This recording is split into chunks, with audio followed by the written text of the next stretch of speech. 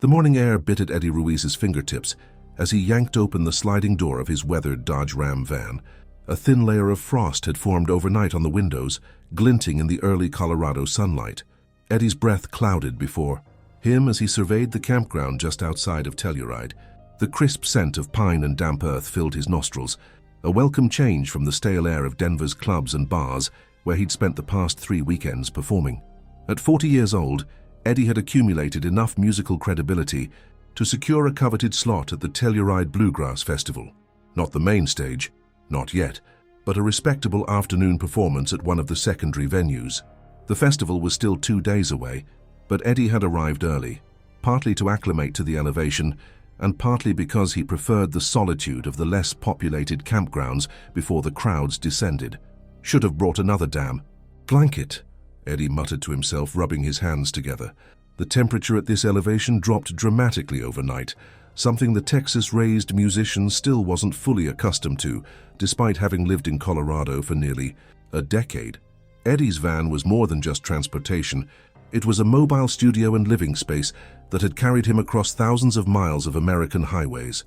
Custom shelving units housed his collection of instruments: 3 guitars, his prized Martin acoustic, a backup Yamaha, and a steel resonator, a mandolin, a banjo he was still learning to master, and various percussion instruments. The back portion converted into a sleeping area with storage underneath for clothes, equipment, and necessities. It wasn't glamorous, but it was home when he was on the road. Eddie pulled a worn flannel shirt over his thermal undershirt and stepped out of the van.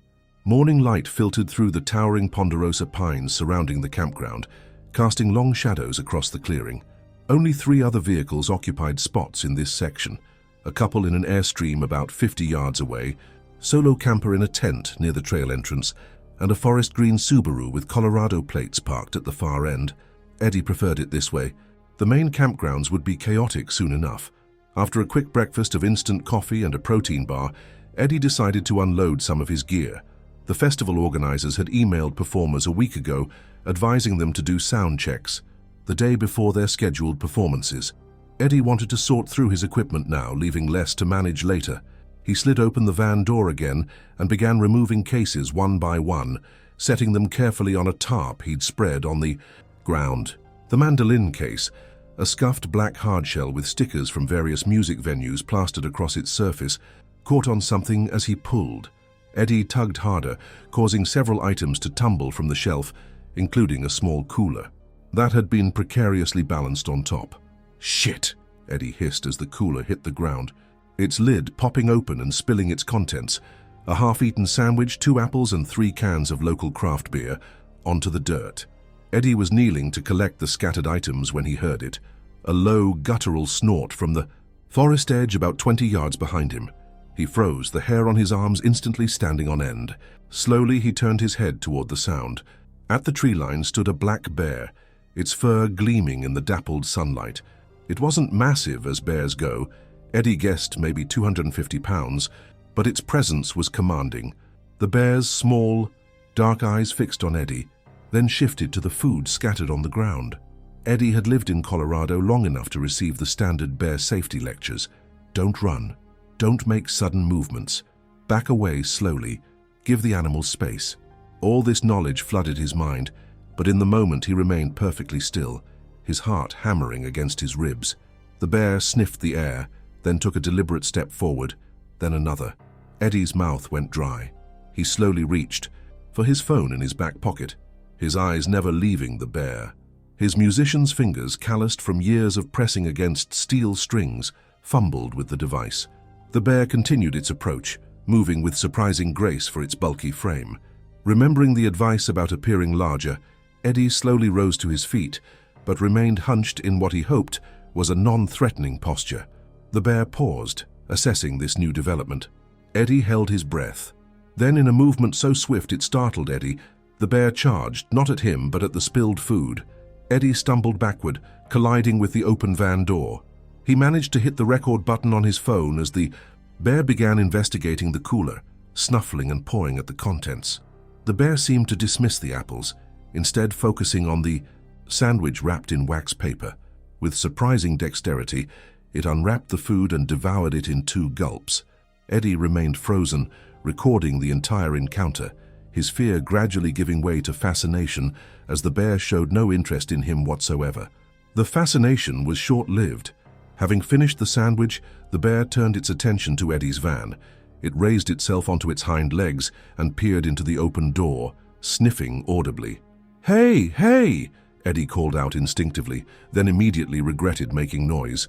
The bear dropped back to all fours and looked directly at him, as if noticing him for the first time. Eddie's heart nearly stopped, but instead of charging, the bear turned back to the van and began climbing inside, attracted by the scent of food Eddie had stored there. Trail mix, jerky, more sandwiches, all meant to last him until the festival began. Eddie continued backing away, never turning his back on the bear, his phone still recording. He watched in disbelief as the animal rummaged through his carefully organized living space, knocking instruments aside and tearing into his food supplies. The sound of ripping fabric and splintering wood reached his ears as the bear destroyed the interior of what was essentially his home. "My guitars," Eddie whispered, a knot forming in his stomach as he heard the distinctive crunch of wood. His Martin, a D28 he'd saved for 3 years to purchase, was in its case, but the banjo had been left out on the bed after his practice session last night.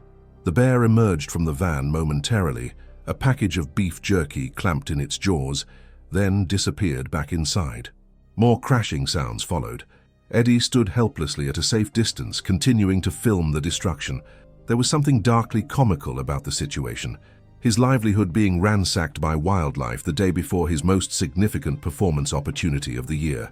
After what seemed like an eternity, but was probably less than 10 minutes, the bear finally emerged from the van.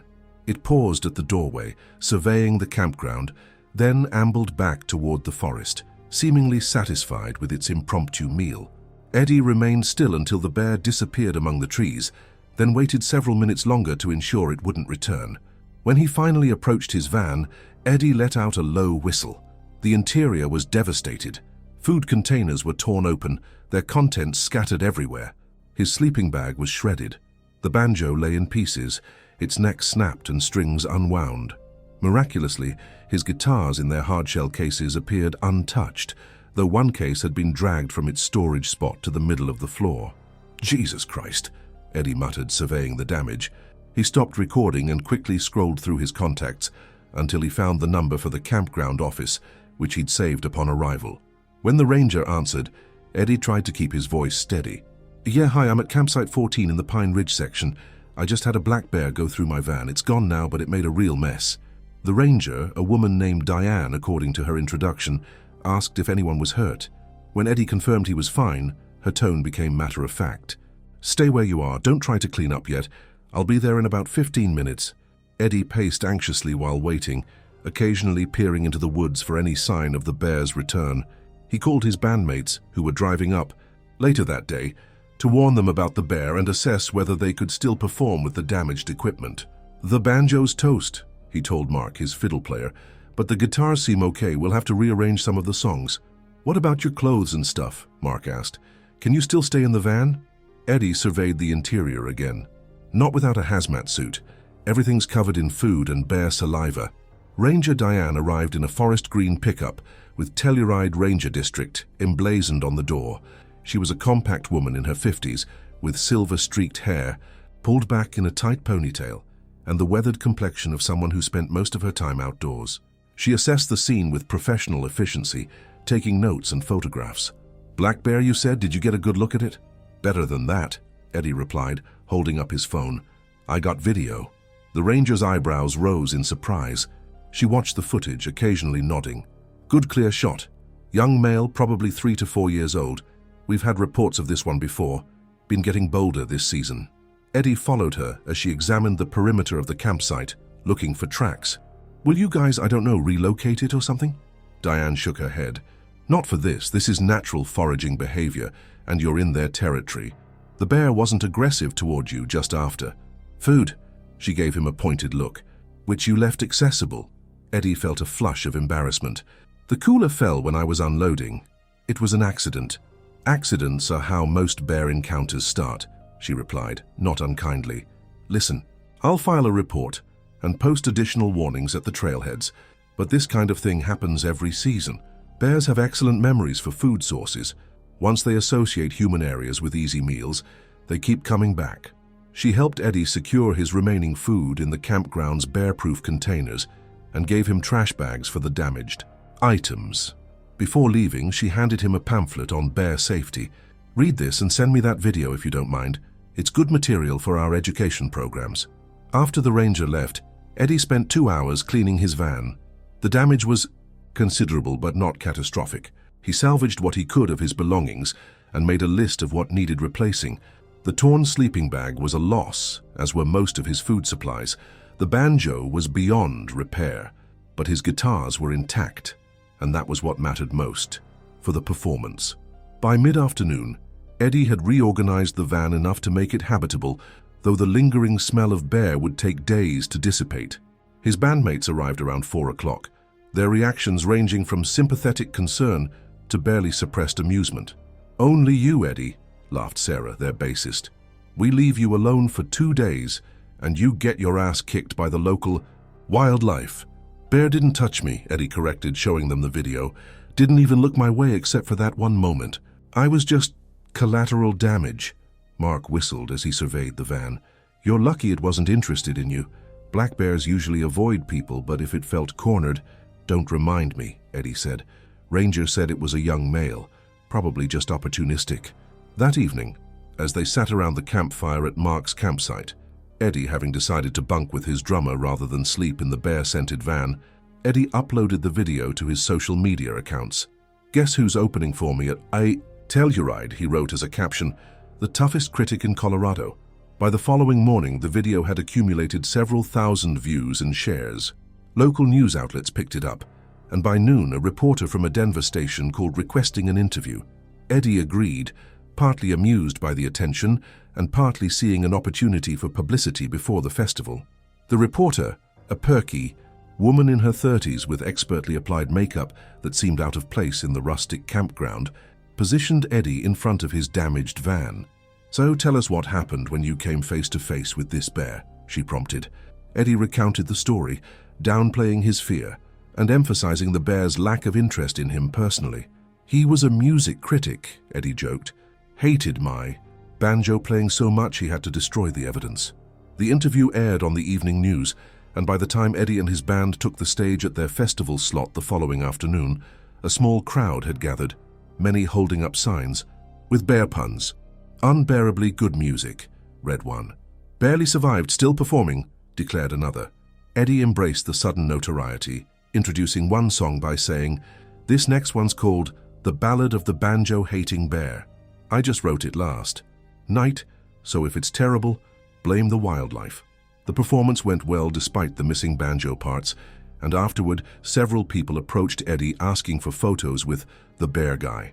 Festival organizers, noting the buzz, invited the band to play an additional short set the next day on a smaller stage. "See?" Sarah said as they packed up their equipment. "Sometimes disaster is good publicity." Eddie laughed. "Yeah, tell that to my insurance company. I'm pretty sure bear damage isn't covered in my policy."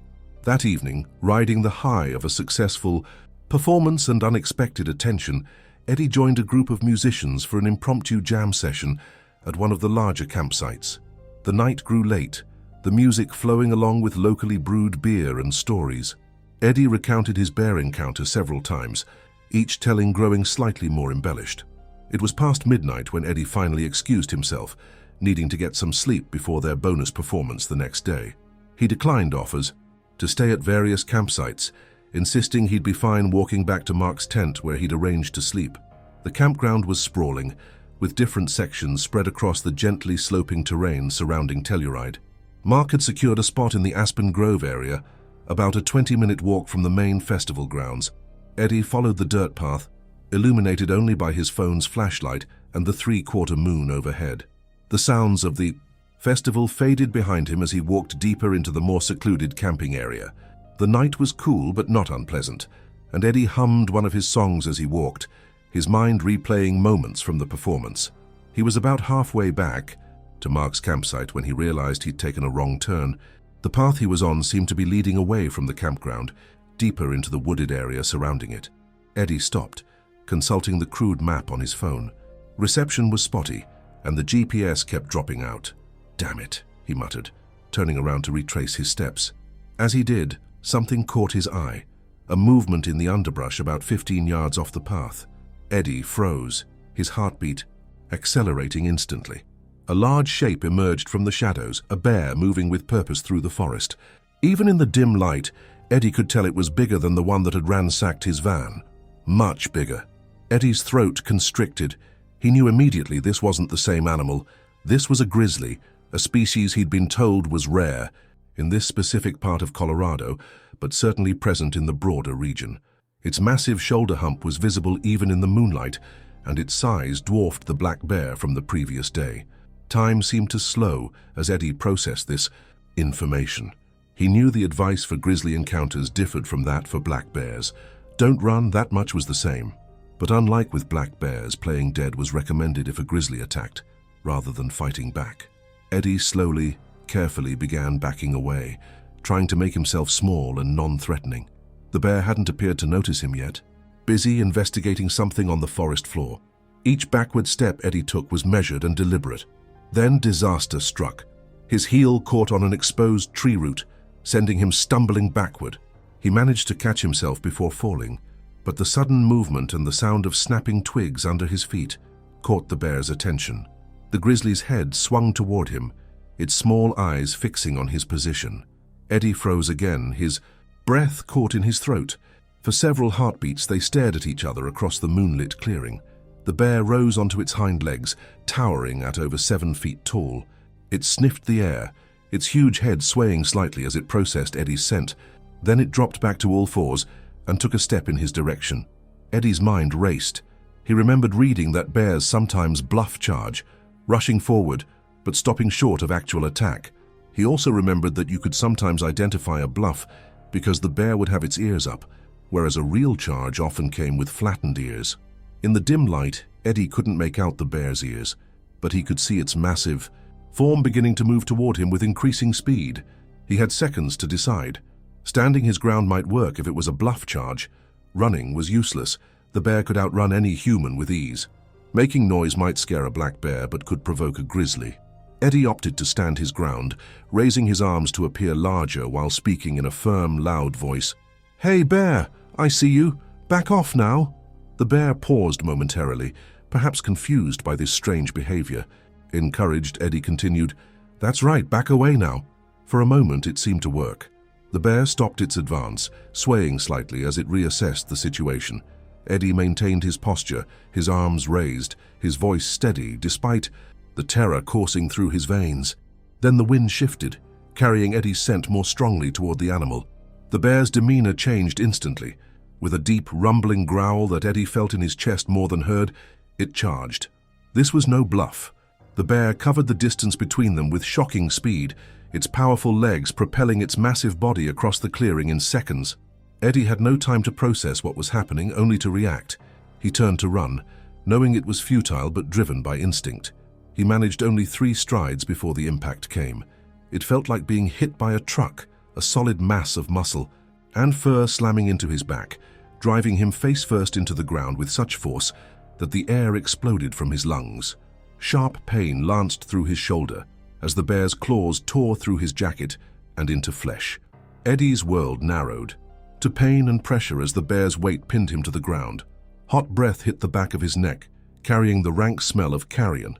Teeth clamped down on his shoulder, not with full pressure but enough to cause excruciating pain as they punctured skin and muscle. In that moment, Eddie remembered the advice for grizzly attacks: play dead. Fighting would only escalate the bear's aggression. With tremendous effort against every survival instinct, Eddie went limp, forcing his muscles to relax despite the pain. The bear continued its attack, shaking Eddie like a rag doll. One powerful paw swiped across his back, shredding his jacket and leaving burning furrows across his flesh. Eddie bit his tongue to keep from screaming, tasting blood as he maintained his lifeless act. The attack seemed to last an eternity, though in reality it was probably less than a minute. Eddie felt himself being rolled over, the bear's enormous weight shifting as it maneuvered his body. Now on his back, Eddie kept his eyes closed, still playing dead despite the overwhelming urge to fight back or flee. He felt hot breath on his face as the bear sniffed him, its wet nose pressing against his cheek. Something dripped onto his face. The bear's saliva or his own blood, Eddie couldn't tell.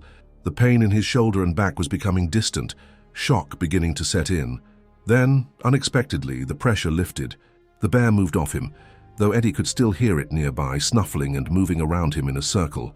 Eddie remained perfectly still, not daring to open his eyes, focused only on taking shallow breaths that might be mistaken for death. After what seemed like hours but was likely only minutes, Eddie heard the bear moving away, its heavy footfalls gradually receding into the forest. Still, he didn't move. Bears were known to watch from a distance, returning if their kill showed signs of life. Eddie lay there, feeling blood soaking through his clothes, pain throbbing in waves through his body. He had no idea how badly he was injured, only that he was alive, at least for now. The cold ground beneath him began to seep into his bones, his body temperature dropping from shock and exposure. Only when he could no longer hear any sounds of the bear did Eddie risk opening his eyes. The clearing was empty, bathed in silver moonlight. Slowly, painfully, he turned his head to look around, confirming he was alone. Moving was agony. Each shift sent fresh waves of pain through his torn flesh. Eddie knew he needed to assess his injuries and find help, but even lifting his arm to reach for his phone caused him to nearly black out. His phone. With trembling fingers, Eddie patted his pocket. Miraculously, his phone was still there, though the screen was cracked from the impact of the fall. He managed to pull it out, wincing at the pain the movement caused. The phone had no signal. Of course it didn't. He was off the main path in a wooded area between mountains. Eddie tried to think clearly through the haze of pain and shock. He needed to get back to the path, back toward people who could help him. With excruciating effort, Eddie rolled onto his side, biting back a scream as his torn flesh protested. From there, he pushed himself up to a sitting position, pausing. As dizziness threatened to overwhelm him, he looked down at himself, trying to assess the damage in the moonlight. His jacket was in tatters, dark with blood. Through the tears in the fabric, he could see deep lacerations across his shoulder and chest. His left arm hung awkwardly, possibly dislocated or broken, but he could move, and nothing seemed to be pumping blood at a rate that suggested arterial damage. Eddie used his right arm to brace against a nearby tree, slowly pulling himself to his feet. The world swam around him, but he remained standing, swaying slightly as he fought to stay conscious. One step at a time, he whispered to himself, his voice sounding strange in the silent forest. Just get to the path. Each step was an exercise in determination.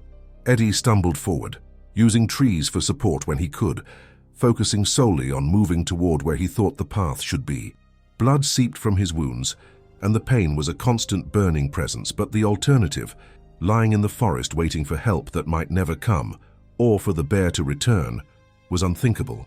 It took him nearly 30 minutes to cover what would normally be a 2-minute walk. When his foot finally hit the packed dirt of the path, Eddie nearly collapsed with relief. He leaned against a tree, checking his phone again. Still no signal. He had a choice to make: continue toward Mark's campsite, which was still at least 10 minutes away in his current condition, or head back toward the festival grounds where there would be more people but a longer walk. Eddie chose the festival direction. Even late at night there would be staff and security personnel present. He began shuffling along the path, each step sending jolts of pain through his battered body.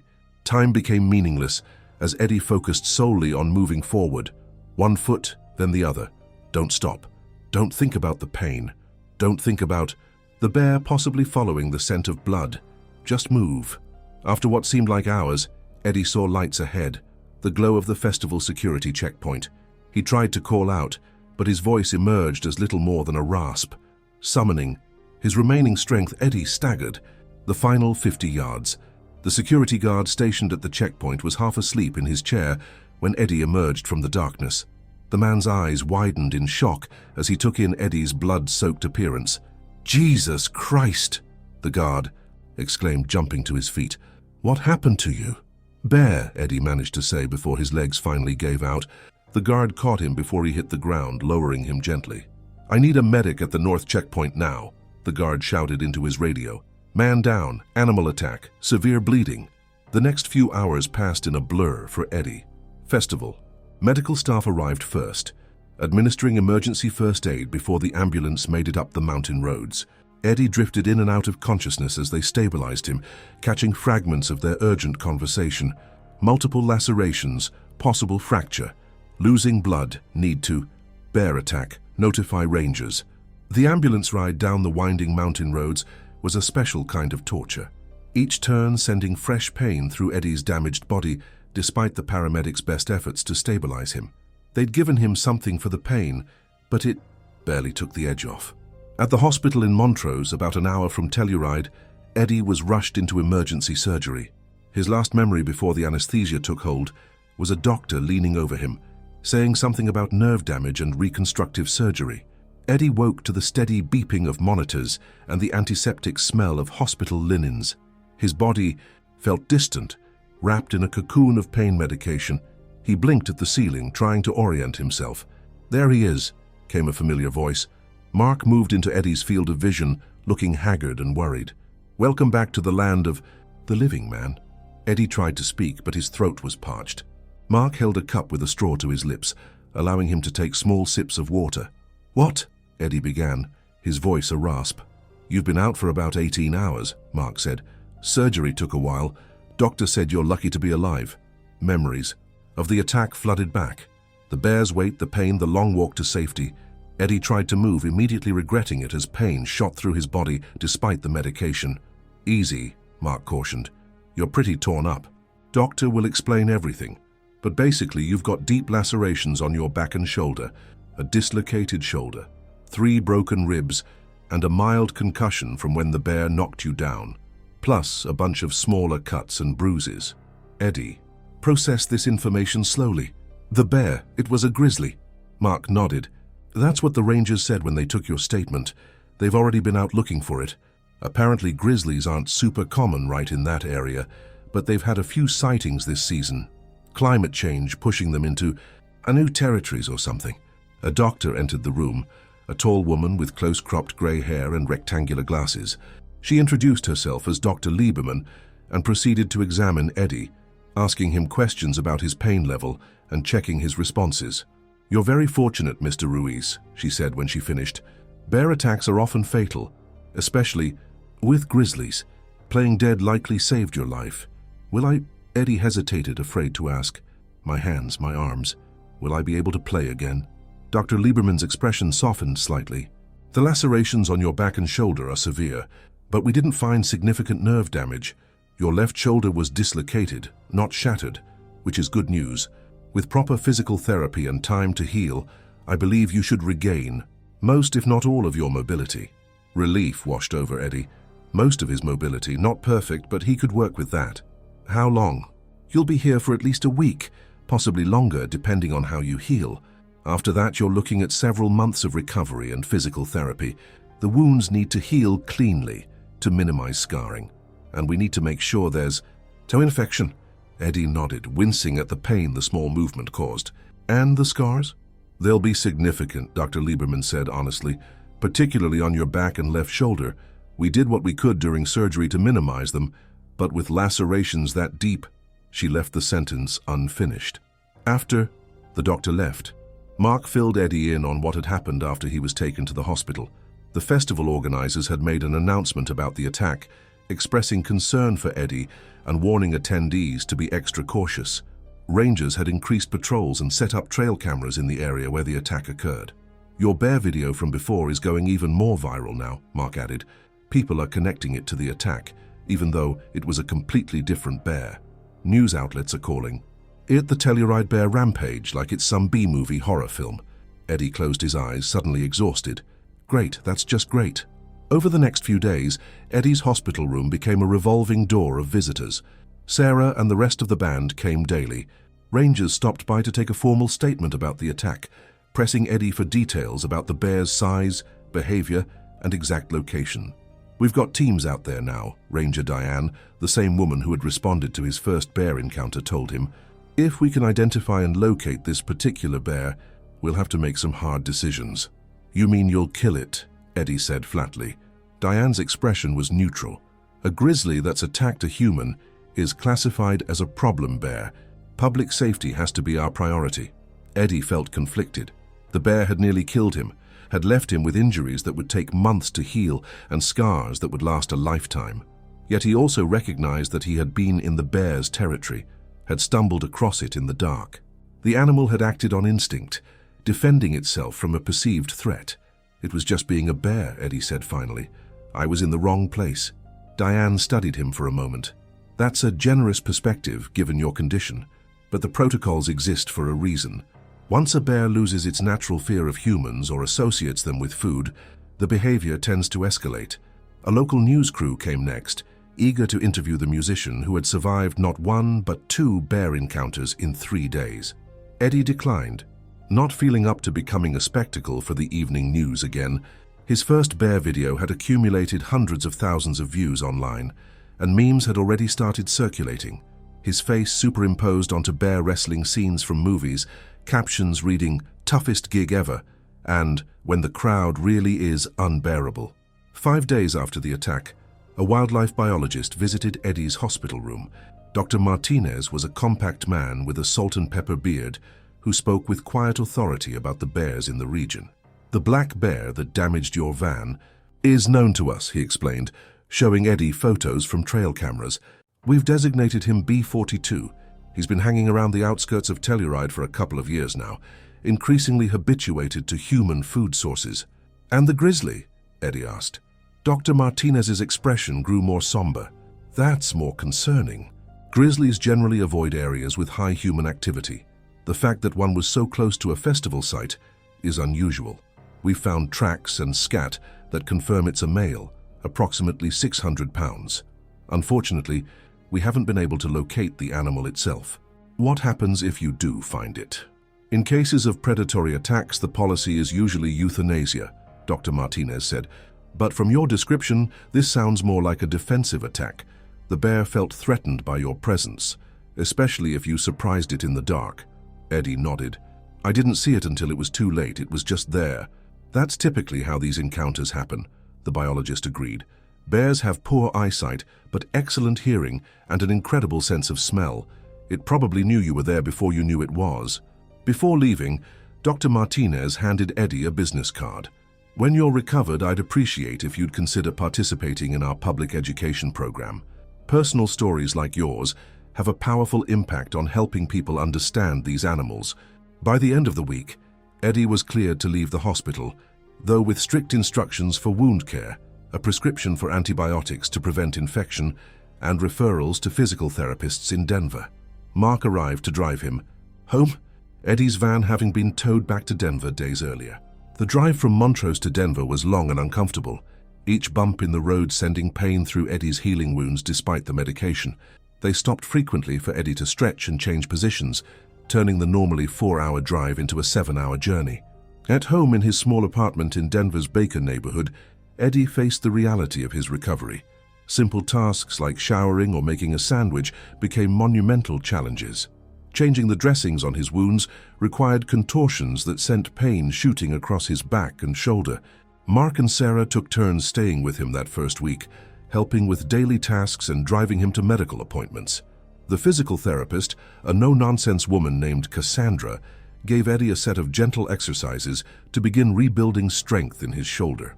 "The muscle damage is significant," she explained during their first session. "We need to prevent adhesions from forming as the tissues heal, but we also can't push too hard too fast." Eddie nodded, gritting his teeth through the pain as she guided, his arm through a series of small movements. "Will I get full range of motion back?"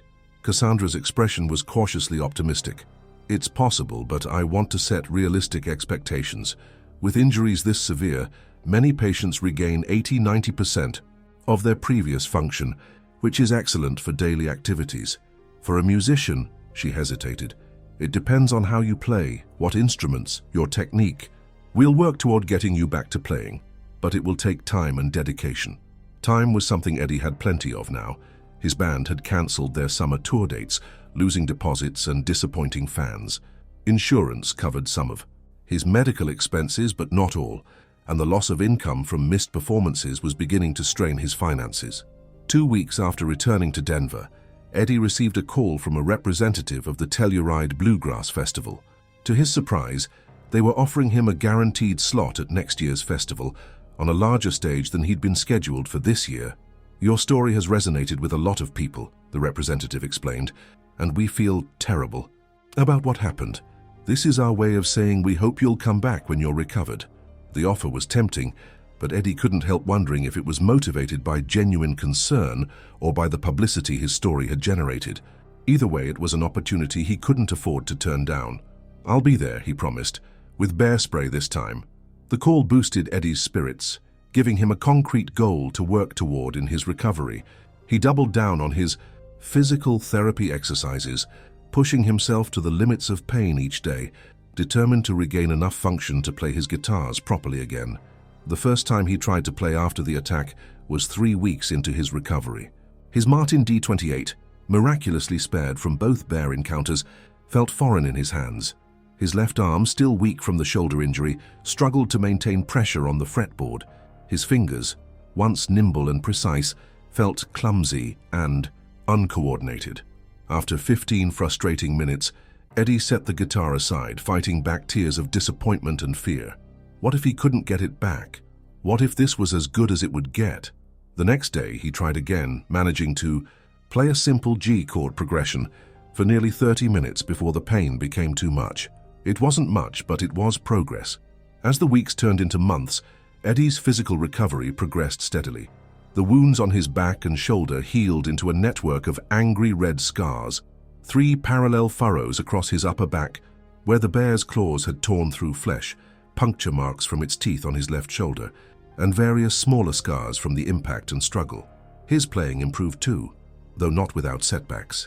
Some days his shoulder would seize up, refusing to cooperate no matter how much he willed it to move.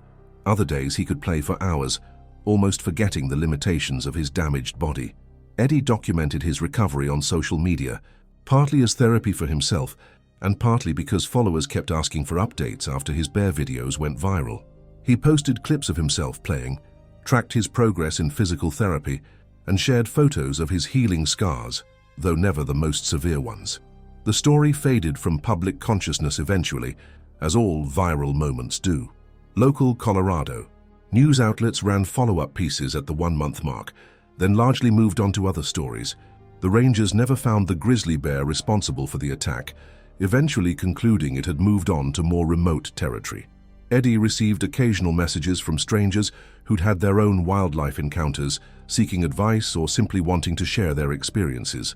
He responded when he could, directing them to resources from wildlife experts rather than presenting himself as an authority.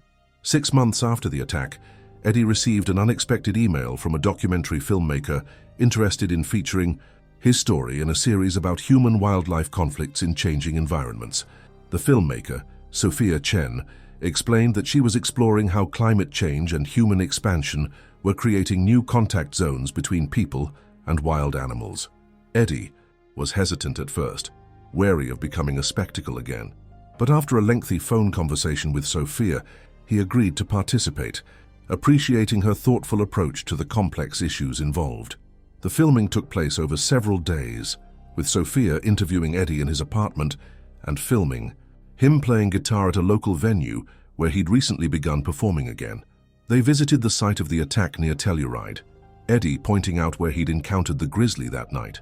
Standing in the clearing, now transformed by daylight and the passage of seasons, Eddie felt a strange mixture of emotions. Fear, certainly. His body remembered the trauma even as his mind tried to process it, but also a profound respect for the wilderness and its inhabitants. "I don't blame the bear," he told Sophia as the camera rolled. "I was in its home, not the other way around. We forget sometimes that these wild places belong to them first." They interviewed Dr. Martinez, the wildlife biologist, who explained the challenges of managing bear populations in areas with increasing human activity. They spoke with Ranger Diane about safety protocols and education efforts to prevent negative encounters. "Eddie's case is unusual," Dr. Martinez explained on camera. "Most bear attacks are defensive responses to being surprised at close range, which is what happened to him. But having 2 encounters in such a short time is extremely rare, a statistical anomaly." The documentary aired on a streaming service 10 months after the attack, receiving positive reviews for its nuanced approach to wildlife management issues. Eddie watched it with mixed feelings, Still uncomfortable seeing his trauma packaged for public consumption, yet proud of the educational message it conveyed. By the one-year anniversary of the attack, Eddie had regained approximately 85. Appreciated the gesture, though he knew his fear of sleeping outdoors was something he'd need to address eventually if he wanted to continue his Colorado lifestyle. Before their performance, a festival representative gave Eddie a special bear-resistant container emblazoned with the festival logo, a half-joking, half-serious gift that acknowledged his unique history with the event.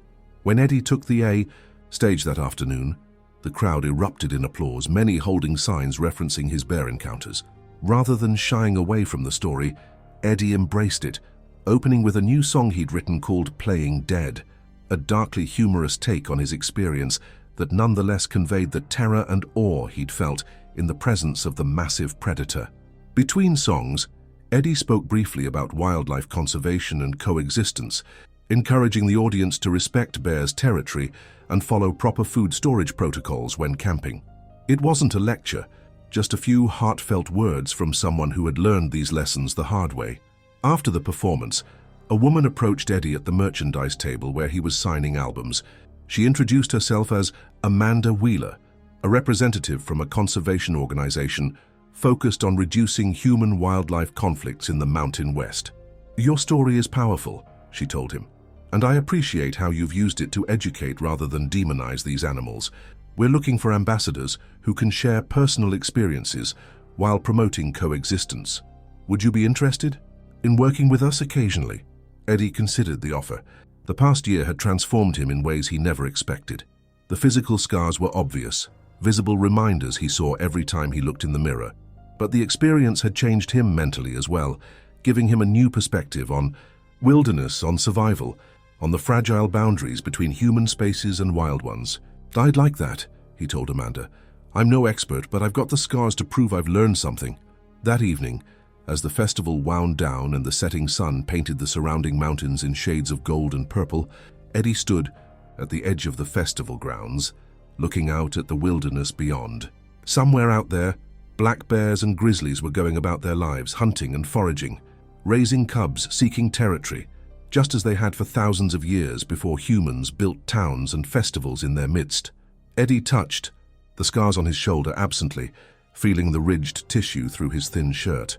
They would fade somewhat with time, the doctors had said, but would never disappear completely, a permanent reminder of his brief, violent intersection with true wildness. He didn't regret the experience, not entirely. It had given him a story, songs, a new perspective. It had shown him his own resilience, but he also understood now, in a way few people ever would, the awesome power and indifference of nature. The bear hadn't attacked him out of malice or hatred. It had simply responded to a perceived threat, according to millions of years of evolutionary programming. As darkness fell over Telluride, Eddie turned back toward the lights and music of the festival, toward human spaces and human concerns. Behind him, in the gathering shadows of the forest, a bear, not his bear but another of its kind, emerged from the tree line to investigate the lingering sense of food and people. Finding nothing of interest, it turned and ambled back into the wilderness, disappearing into the darkness as silently as it had come. Now let's move on to the story of the next survivor. The chill of early November settled over Colorado Springs as Sylvia Park made her way through the aisles of the East Library, methodically returning books to their proper places on the shelves. At 65, she moved with the deliberate efficiency of someone who had spent 4 decades organizing knowledge, her silver-streaked brown hair pulled back in a practical bun, reading glasses perched on the bridge of her nose. The quiet of the library wrapped around her like a familiar shawl, broken only by the occasional whisper of pages turning or the soft tap of fingers on keyboards. "Mrs. Park, do you have that book on wildlife photography I asked about last week?" The voice belonged to Thomas Fletcher, a retired high school biology teacher who frequented the library on Tuesday afternoons. Sylvia smiled, her crow's feet deepening. "I set it aside for you, Mr. Fletcher. Just finished processing it this morning." She abandoned her cart of returns and led him to the circulation desk, where a glossy hardcover waited. Colorado's Wild Wonders. The photography is spectacular. Thomas's weathered face lit up as he took the book, his fingers immediately flipping to a page with a magnificent shot of a black bear. Perfect timing. I'm heading up to my cabin near Palmer Lake this weekend. Been seeing some bear activity on my trail cams. Hoping to get some shots of my own, though from a safe distance, of course. Just be careful, Sylvia cautioned, eyeing the image of the powerful animal. Weather Service is predicting our first big snowstorm of the season. Might push more wildlife down from the mountains. Thomas nodded, his enthusiasm undimmed. That's exactly what I'm counting on. Bears are especially active before hibernation, fattening up for the winter. Sylvia processed his checkout, a small frown creasing her forehead. While she appreciated wildlife from a distance, her relationship with Colorado's fauna was largely academic, confined to the pages of the books she catalogued and the nature documentaries she occasionally watched. Her small ranch-style home in the northeastern part of the city, where the neighborhoods gradually gave way to more open spaces, was as close as she typically got to wilderness adventures. "Well, remember what they say about keeping food secure," she added as she handed him the book. "My sister up in Estes Park had a bear rip the door right off her neighbor's SUV last year. Something about an energy bar wrapper in the cup holder." Thomas chuckled. "Your sister tells good stories, but you're right. I've got bear-proof containers and I never leave anything that might attract them in my car." He tucked the book under his arm. "You know, Mrs. Park, you should come up sometime. The view from my deck is something else, especially when the aspens change." Sylvia smiled politely, knowing she wouldn't take him up on the offer. After losing her husband David to cancer 3 years ago, she'd become even more of a homebody, finding comfort in routine and the familiar. "Perhaps in the spring," she said, the same response she gave to most invitations that would take her outside her carefully constructed comfort zone. The rest of her shift passed in the comforting monotony of library work, answering reference questions, helping a young mother find picture books about dinosaurs for her dinosaur-obsessed 4-year-old, and entering new acquisitions into the system. By 5 o'clock, when she collected her sensible wool coat and sturdy purse, the sky outside had darkened considerably, and the first few snowflakes were beginning to swirl in the parking lot lights. "Drive carefully, Sylvia," called Meredith, her younger colleague, from behind the circulation desk. "They're saying we could get 8 to 10 inches by morning." "You too," Sylvia replied, buttoning her coat to her chin. "I've got those chicken thighs defrosting for book club tomorrow, so I'll be staying in regardless." The monthly book club, meeting at her house, was one of the few social events Sylvia hosted, a tradition that had sustained her through David's long illness and the emptiness that followed. The drive home was tense but manageable as the snowfall intensified. Fat flakes illuminated in her headlights as they descended in thickening sheets. Sylvia gripped the steering wheel of her 5-year-old Subaru Forester with both hands, leaning forward slightly as she navigated the increasingly slick roads. By the time she pulled into her driveway, the accumulation was already an inch deep, and the wind had picked up, driving the snow horizontally against her house. She gathered her purse and a small bag of groceries she'd picked up the day before, thinking ahead to the storm, and made her way carefully up the walkway to her front door. Inside, the house was chilly, and Sylvia immediately adjusted the thermostat before shedding her outer layers. The familiar comfort of her home embraced her, the faded floral couch where she read every evening, the wall of bookshelves that David had built when they first moved in 27 years ago, the collection of ceramic owls that her students had given her back when she briefly taught school library sciences at the community college. After changing into flannel-lined jeans and a thick sweater, Sylvia set about preparing a simple dinner, a bowl of homemade vegetable soup she'd taken from the freezer that morning, and half a turkey sandwich. She ate at the small kitchen table, a novel propped open beside her plate, the sound of the strengthening storm providing a dramatic backdrop to the historical fiction she was currently enjoying. Once her dishes were washed and put away, Sylvia had never embraced the convenience of a dishwasher, preferring the meditative quality of washing by hand. She remembered the trash. Wednesday was collection day, and despite the impending storm, she wanted to make sure her bins were at the curb.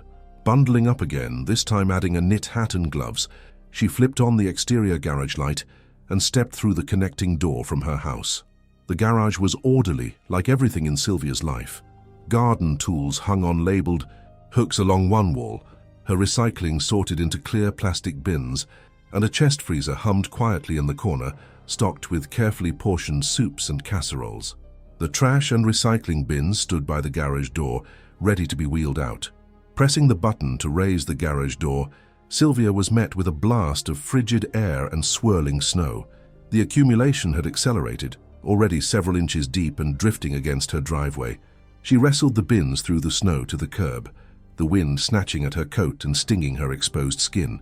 By the time she had positioned them correctly, her fingers were numb despite her gloves, and her breath formed dense clouds in the freezing air. Back in the garage, Sylvia paused to brush the snow from her coat before heading inside.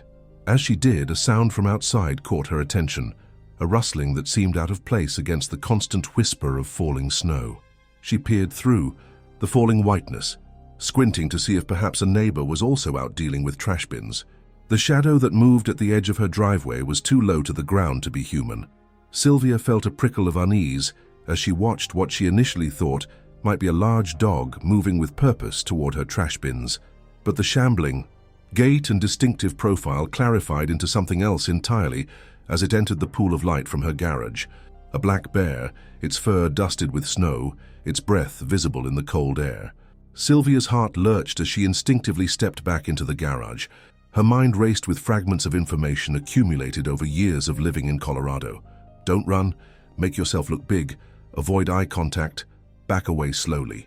But all those guidelines assumed an unexpected encounter outdoors, not a bear approaching her property while she stood in her garage. The bear seemed unaware of her presence as it investigated the trash bins, rising onto its hind legs to better access the contents.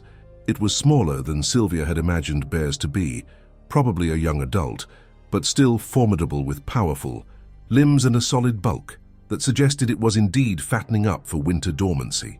With surprising dexterity, it toppled one of the bins, the lid popping open to spill a modest amount of kitchen waste onto the snow. Sylvia remained frozen in place, partly from fear and partly from a strange fascination. In 27 years, in this house she'd never seen a bear in the neighborhood, though she knew they occasionally ventured into the city, especially in areas that bordered natural spaces. The increasing development of Colorado Springs meant that wildlife habitat was continuously shrinking, pushing animals like this one into closer contact with humans. Her moment of fascinated observation shattered when the bear, apparently dissatisfied with the offerings from her trash bin, turned its attention toward the open garage. Sylvia's breath caught as the animal dropped to all fours again and moved with surprising speed toward her sanctuary, its nose lifted to scent the air. The rational part of Sylvia's mind told her to retreat into the house, to close and lock the connecting door between the garage and kitchen. But fear rooted her in place as the bear entered the garage, its powerful presence instantly transforming the familiar space. It snuffled at the air, clearly drawn by some scent. With horror, Sylvia remembered the chest freezer, which contained not only her soups and casseroles, but also several pounds of ground beef and chicken she'd bought on sale the previous week. Finally breaking from her paralysis, Sylvia began to edge toward the connecting door. The bear, now fully inside the garage, seemed more interested in investigating the freezer than in her. But she knew that could change in an instant. Her hand found the doorknob behind her, and she eased it open, slipping backward into her kitchen. Once inside, she quietly closed the door and locked it, though she doubted the flimsy interior door would hold if the bear decided to come through. Through the small window in the door, she could see the bear pawing at the freezer, its claws occasionally scraping against the white metal exterior. Sylvia's mind raced as she tried to remember if she'd locked the freezer, a habit she'd developed, not because of bears, but because of a power outage years ago that had cost her a freezer full of food. Her hands trembling, Sylvia reached for her phone. She hesitated only briefly before dialing 911, knowing that a bear in a residential garage certainly qualified as an emergency. 911, what's your emergency? The dispatcher's voice was calm and professional. There's a bear in my garage, Sylvia said, her own voice remarkably steady despite her racing heart. A black bear. It came in while I was putting out the trash. I'm inside the house now, but it's still in there. Are you safe, Mom? Is there a secure door between you and the bear? Yes, I'm in my kitchen. There's a door, but it's just a regular interior door, not very sturdy. Can you move to another part of the house away from that door? Yes, Sylvia said, already backing toward the living room, keeping her eyes on the garage door window. Through it, she could see the bear becoming more aggressive with the freezer, standing on its hind legs to better leverage its weight against the lid. What's your address, Mom? Sylvia provided her address, along with clarification on the nearest cross streets. As she spoke, a loud crash from the garage made her jump. The bear had managed to topple the freezer onto its side. I think it's trying to get into my freezer, she said, her voice rising slightly. There's meat in there. I understand, ma'am. I'm dispatching police and wildlife officers now. They should be there shortly. In the meantime, please stay away from the garage and make sure all your doors and windows are secure. Okay, Sylvia agreed, disconnecting the call. She moved through her house, checking doors and windows, even though she knew they were already locked, a habit ingrained after living alone. When she returned to the kitchen, she cautiously peered through the window in the garage door. The scene in the garage had escalated. The bear had not only toppled the freezer, but had somehow managed to pry the lid partially open. It was now determinedly working to widen the opening, its powerful forearms and claws making short work of what had seemed to Sylvia like a sturdy appliance. The contents of the freezer were partially visible, packages of food tumbling out onto the garage floor. A new fear struck Sylvia. What would happen when the bear finished with the freezer contents? Would it leave peacefully, or would it search for more food? The connecting door to her kitchen suddenly seemed woefully inadequate. Remembering her conversation with Thomas Fletcher earlier that day, Sylvia racked her brain for what else she knew about bear encounters. Make noise, she recalled. Bears typically want to avoid humans and will often retreat if they know humans are present. Looking around her kitchen, Sylvia's eyes fell on a small air horn she kept in a drawer for emergencies, a gift from her sister after Sylvia had started living alone. She'd never had occasion to use it, but now seemed like the perfect time. She retrieved it, testing its weight in her hand. Before she could second-guess herself, Sylvia unlocked the garage door, opened it just a crack, pointed the air horn through the narrow opening, and pressed the button. The sound was deafening. In the enclosed space, a blaring honk that seemed to physically push against her eardrums. She quickly closed and locked the door again, her heart pounding as she watched for the bear's reaction. The animal reacted instantly, rearing up in surprise and knocking over a shelving unit of garden supplies in the process. Pots, bags of soil, and gardening tools clattered to the concrete floor, adding to the chaos. The bear backed away from the freezer, clearly startled and agitated. It swung its head from side to side, trying to locate the source of the threatening sound. Emboldened by this success, Sylvia used the air horn again, this time accompanying it by banging a metal pot against the door. The combination of loud noises had the desired effect. The bear, now thoroughly alarmed, began to move toward the open garage door, eager to escape the cacophony. Through the window, Sylvia watched as the bear lumbered out into the snowstorm, its dark shape quickly becoming indistinct in the swirling white. Relief washed over her, leaving her legs weak and shaky. She sank onto a kitchen chair, still clutching the air horn, and took several deep breaths to calm herself. Her relief was short-lived. As she continued to watch through the window, she saw the bear pause at the end of her driveway, seemingly disoriented in the heavy snow. Instead of continuing away from the house, it circled back, perhaps confused or still drawn by the scent of food. To Sylvia's horror, it re-entered the garage, this time moving with more purpose directly to the spilled contents of the freezer. The sound of sirens in the distance gave Sylvia a renewed sense of hope. Help was coming.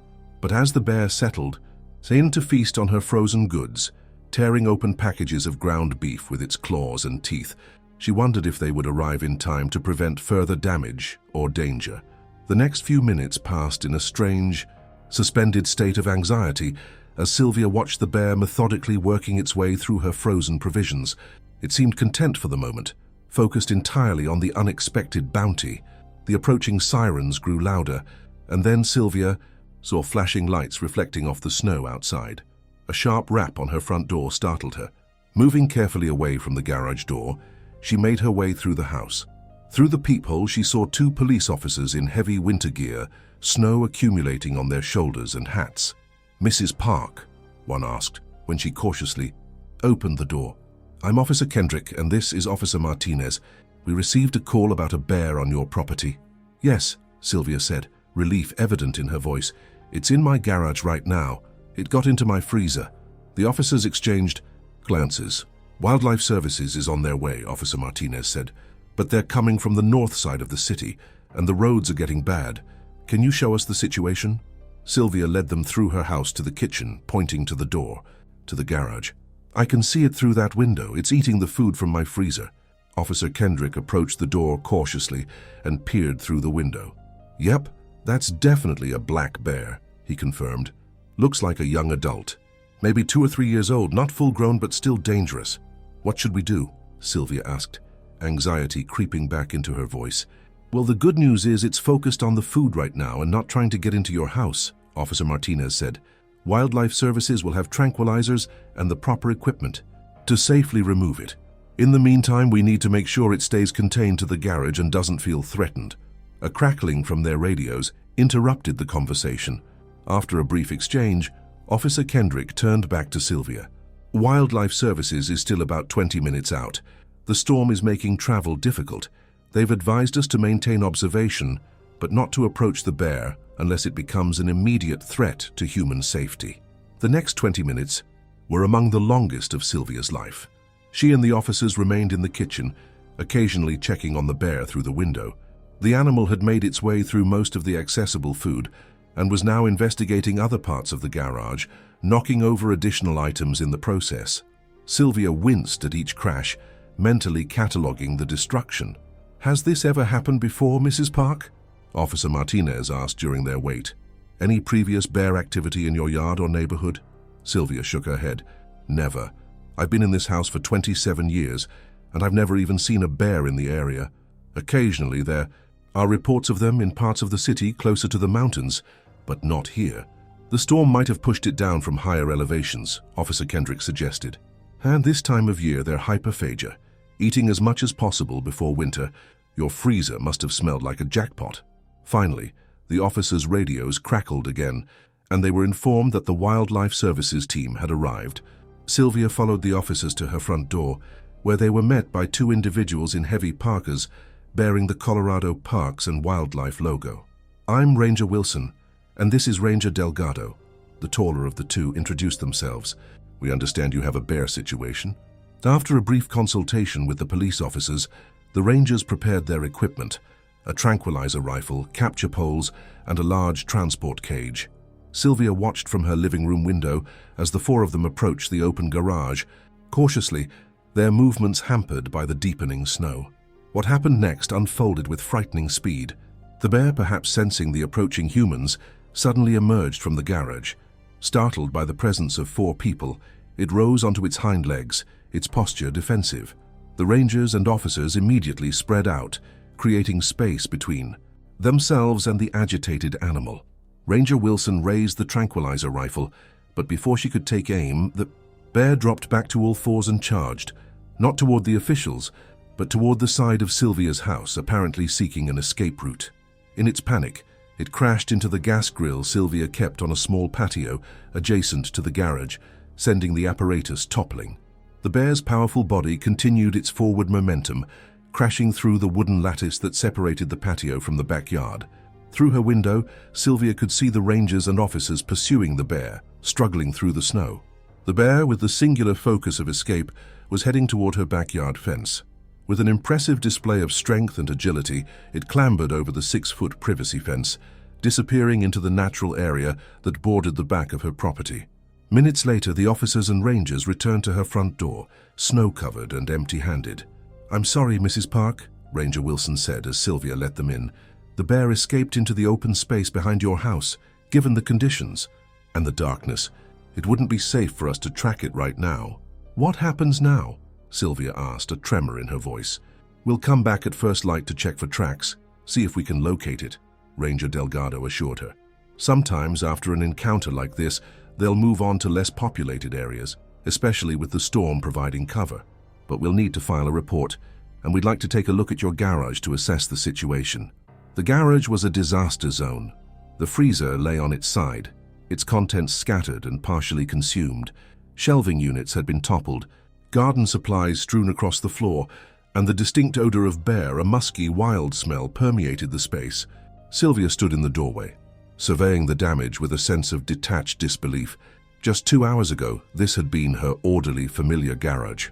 "Could have been worse," Officer Martinez commented, attempting to be consoling. "Structural damage seems minimal." Ranger Wilson knelt to examine some of the scattered items. "Classic black bear behavior," she noted. "They're primarily interested in food and usually avoid human contact when possible. This one was probably just very hungry and smelled the meat in your freezer." Will it come back? Sylvia asked, voicing her primary concern. It's possible, Ranger Delgado acknowledged. Bears have excellent memories, especially when it comes to food sources. But the good news is, they also have a strong aversion to negative experiences. The noise and commotion, along with our presence, might have scared it enough to stay away. They helped Sylvia close the garage door, which had remained open throughout the ordeal. The Rangers then walked her through safety precautions, securing trash in bear-resistant containers or keeping it inside until the morning of collection, removing bird feeders during bear season, and cleaning grills thoroughly after use. We'll file our report and increase patrols in this area for the next few days, Ranger Wilson assured her as they prepared to leave. If you see the bear again, call 911 immediately and they'll dispatch us. After they left, Sylvia stood in her living room, suddenly aware of how quiet her house was after the chaos of the past hour.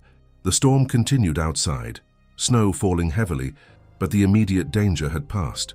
She felt a curious mixture of fear, relief, and something else, a strange exhilaration at having encountered such a powerful, wild creature, at having stood her ground and taken action that likely prevented worse damage.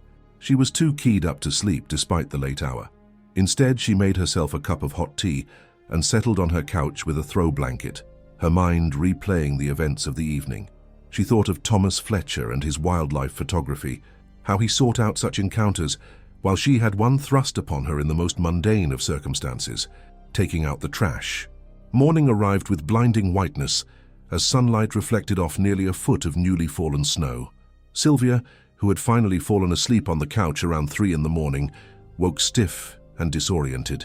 For a moment, the events of the previous night seemed like a bizarre dream, but the reality was confirmed when she looked out her front window to see a Colorado Parks and Wildlife truck parked in her driveway, Rangers Wilson and Delgado examining the area around her garage. Wrapping herself in her robe, Sylvia made her way to the front door. The Rangers looked up as she opened it, raising their hands in greeting. "Good morning, Mrs. Park," Ranger Wilson called. "Hope we didn't wake you. We're just checking for tracks and signs of where the bear might have gone." "Any luck?" Sylvia asked, hugging her robe tighter against the cold. "We found tracks leading into the open space," Ranger Delgado replied, gesturing toward the natural area behind Sylvia's fence. "Looks like it continued moving, away from the residential areas, which is good news. We'll keep monitoring, but I think there's a good chance it won't return, especially now that the storm has passed." Sylvia nodded, relieved. "What about my garage? Is it safe to go in there?" "Should be fine," Ranger Wilson assured her. "The bear is long gone. But you might want to clean up thoroughly, remove any remaining food scents, and when you replace that freezer, consider keeping it in the house rather than the garage, at least during bear season."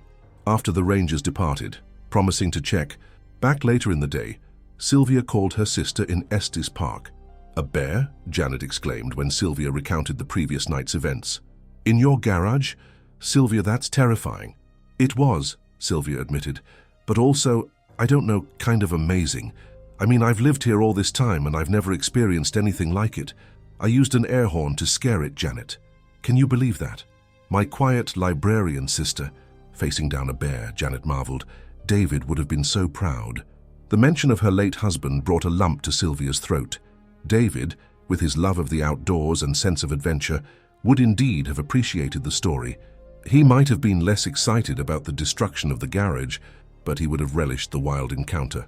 "The Rangers think it was probably pushed down by the storm," Sylvia continued, "looking for food before hibernation." "That's typical," Janet agreed. "We get advisories up here all the time in the fall. Bears need to pack on the pounds before winter, and they get less picky about where they find food. Your freezer must have been irresistible." After finishing her call with Janet, Sylvia decided to tackle the garage. Bundled in her warmest clothes, she opened the connecting door cautiously, half expecting to find the bear had somehow returned. But the garage was empty. A mess, certainly, but bear-free. The cleanup was daunting. The freezer, now partially dented and scratched, would need to be replaced.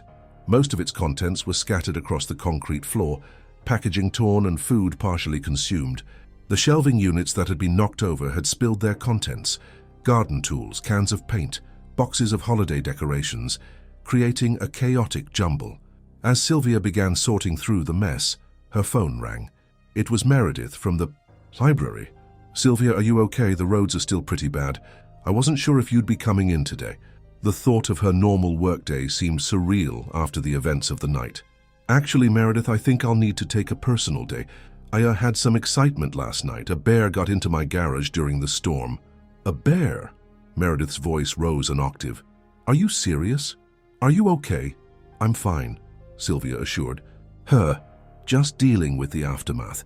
My garage is a disaster and I need to talk to my insurance company about the freezer and some other damaged items.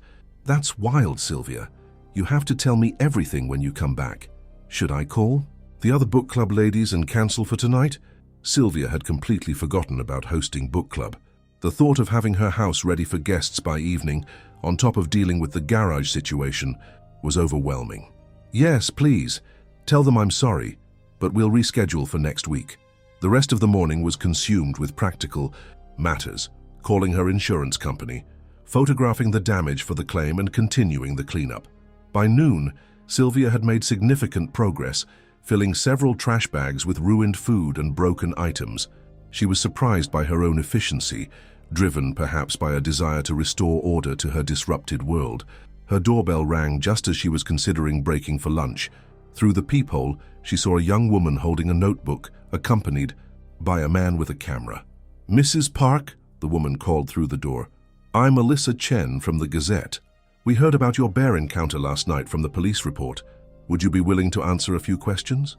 Sylvia hesitated. She wasn't one for attention or publicity, and the thought of being interviewed made her slightly uncomfortable. But there was also something appealing about sharing her extraordinary experience. Just a few questions, she said as she opened the door, and I'd prefer no photographs of me, if that's all right. Alyssa Chen was professionally enthusiastic, her questions focused and respectful. So you actually scared the bear with an air horn? That was quick thinking, Mrs. Park. Sylvia shrugged, downplaying her actions. It was just something my sister gave me. I remembered that noise can scare bears away.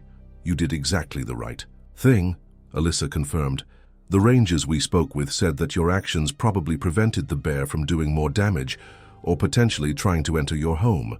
The interview continued for about 15 minutes, with Sylvia recounting the events of the previous night. The photographer, with her permission, took pictures of the damaged garage and the area where the bear had escaped through the lattice. We're doing a piece on increased bear activity in residential areas, Alyssa explained as she wrapped up the interview. Your experience will help illustrate the importance of proper food storage and what to do if you encounter a bear. It should run in tomorrow's paper. After they left, Sylvia returned to her cleaning efforts with renewed energy. There was something cathartic about the work, about bringing order back to chaos. By late afternoon, the garage was mostly restored, though the absence of the freezer left a conspicuous empty space, and several items would need to be replaced. Rangers Wilson and Delgado returned as promised, reporting that they had tracked the bear's prints for about a mile into the natural area before losing the trail. We've set up a couple of trail cameras, Ranger Wilson informed her. If it returns to the area, we'll know about it. But honestly, I think it's likely moved on to less populated terrain. Bears typically avoid areas where they've had negative encounters with humans. That evening, exhausted but satisfied with her progress, Sylvia ordered pizza delivery, a rare indulgence, and settled on her couch with the novel she'd been reading the night before. The familiar characters and plot were a comfort after the surreal events of the past 24 hours. As she read, she found herself more attuned to the sounds outside her house, the wind in the trees, the occasional passing car navigating the snow-covered streets, the distant bark of a neighbor's dog. Her encounter with the bear had heightened her awareness of the wild world that existed alongside her orderly life, the untamed forces that occasionally intersected with human spaces. The next morning, Sylvia woke early, feeling surprisingly refreshed despite the physical exertion of the previous day. Her first stop was the front porch, where the Daily Gazette waited.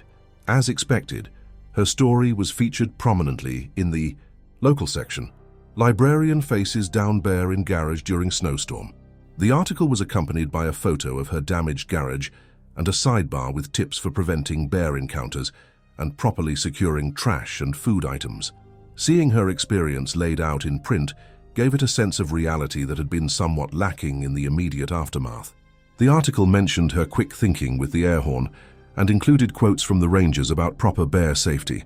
It concluded with a reminder that increased development at the edges of natural areas was leading to more human-wildlife conflicts throughout Colorado.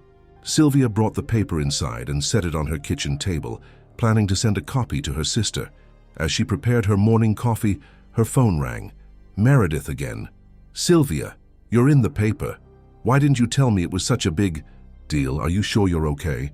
"I'm fine, really," Sylvia assured her. "Just tired from cleaning up. And a bit rattled, I suppose." "Well, everyone at the library is talking about it. You're famous. Do you think you'll be in tomorrow?" "Yes, I'll be there," Sylvia promised. "My routine could use some normalcy after all this excitement." The calls continued throughout the morning. Friends from book club, neighbors who had seen the article, even Thomas Fletcher from the library. "Mrs. Park, I can't believe it," he exclaimed when she answered. "I was just telling you about bears yesterday, and then you had one in your garage. That's incredible timing." "Maybe you summoned it with all your bear talk," Sylvia joked, surprising herself with her light tone. The fear of the encounter was already fading, replaced by a certain pride in how she had handled the situation. "You'll have to come to book club next week," she found herself saying. "I think the group would enjoy hearing about your wildlife photography, especially after this incident." The invitation was spontaneous and uncharacteristic. Sylvia rarely incorporated new people into her established routines, but it felt right. Her bear encounter had shaken loose something inside her, a willingness to embrace the unexpected that had been dormant since David's death. The rest of the day passed in continued cleanup and a trip to a local appliance store to look at replacement freezers. Sylvia found herself drawn to a slightly smaller model that could fit in her utility room rather than the garage, a practical adjustment to her new awareness of bear behavior. "Planning to keep this one inside, huh?" the salesman commented when she explained what had happened to her previous freezer. "Smart choice. Bears have an incredible sense of smell. They can detect food from over a mile away." "So I've learned," Sylvia said with a wry smile. "I never thought I'd need to bear-proof my garage in this part of the city." By the time she returned home with arrangements made for the new freezer to be delivered the following week, Sylvia had received several more calls from friends and acquaintances who had seen the article. Most expressed concern and sympathy, but many also conveyed a certain admiration for how she had handled the situation. "You're braver than I would have been," her friend Eleanor from book club insisted. "I would have been frozen in fear." "It wasn't bravery so much as necessity," Sylvia tried to explain.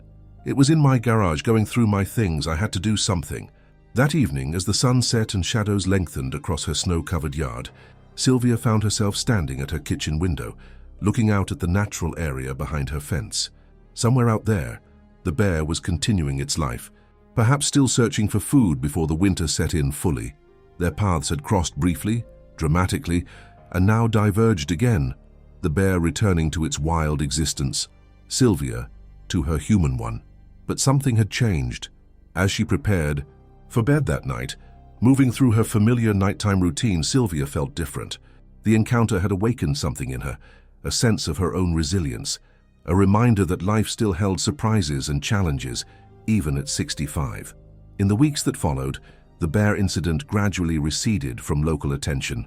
The article in the Gazette was followed by a small update when another bear sighting was reported several miles away, possibly the same animal.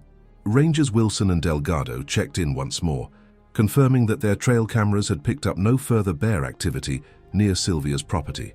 Her new freezer was installed in the utility room, and she restocked it gradually, more mindful now of the quantities she kept on hand. The damaged lattice on her patio was replaced with a sturdier version, and she invested in bear-resistant trash containers, storing them in the garage until the morning of collection.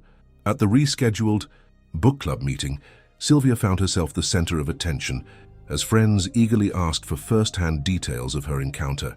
Thomas Fletcher attended as her invited guest, bringing photographs of bears he had taken from a safe distance near his cabin and sharing information about black bear behavior that put Sylvia's experience into context. "Black bears are generally shy," he explained to the group. "They prefer to avoid humans, but they're also opportunistic feeders. If they find an easy food source, especially in late fall when they're preparing for winter, they'll take advantage of it."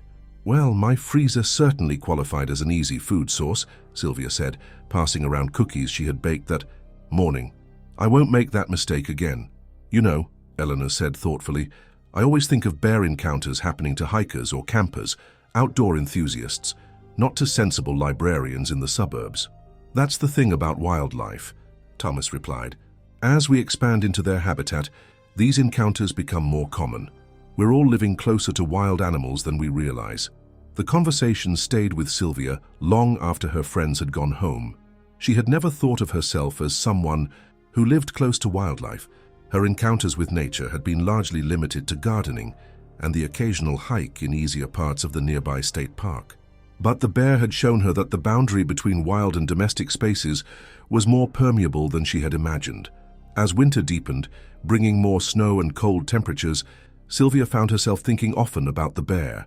Was it safely, denned up somewhere, living off the fat reserves it had accumulated, partly from her freezer? Would it survive the winter? Would it return in the spring? These thoughts led to unexpected changes in her routine.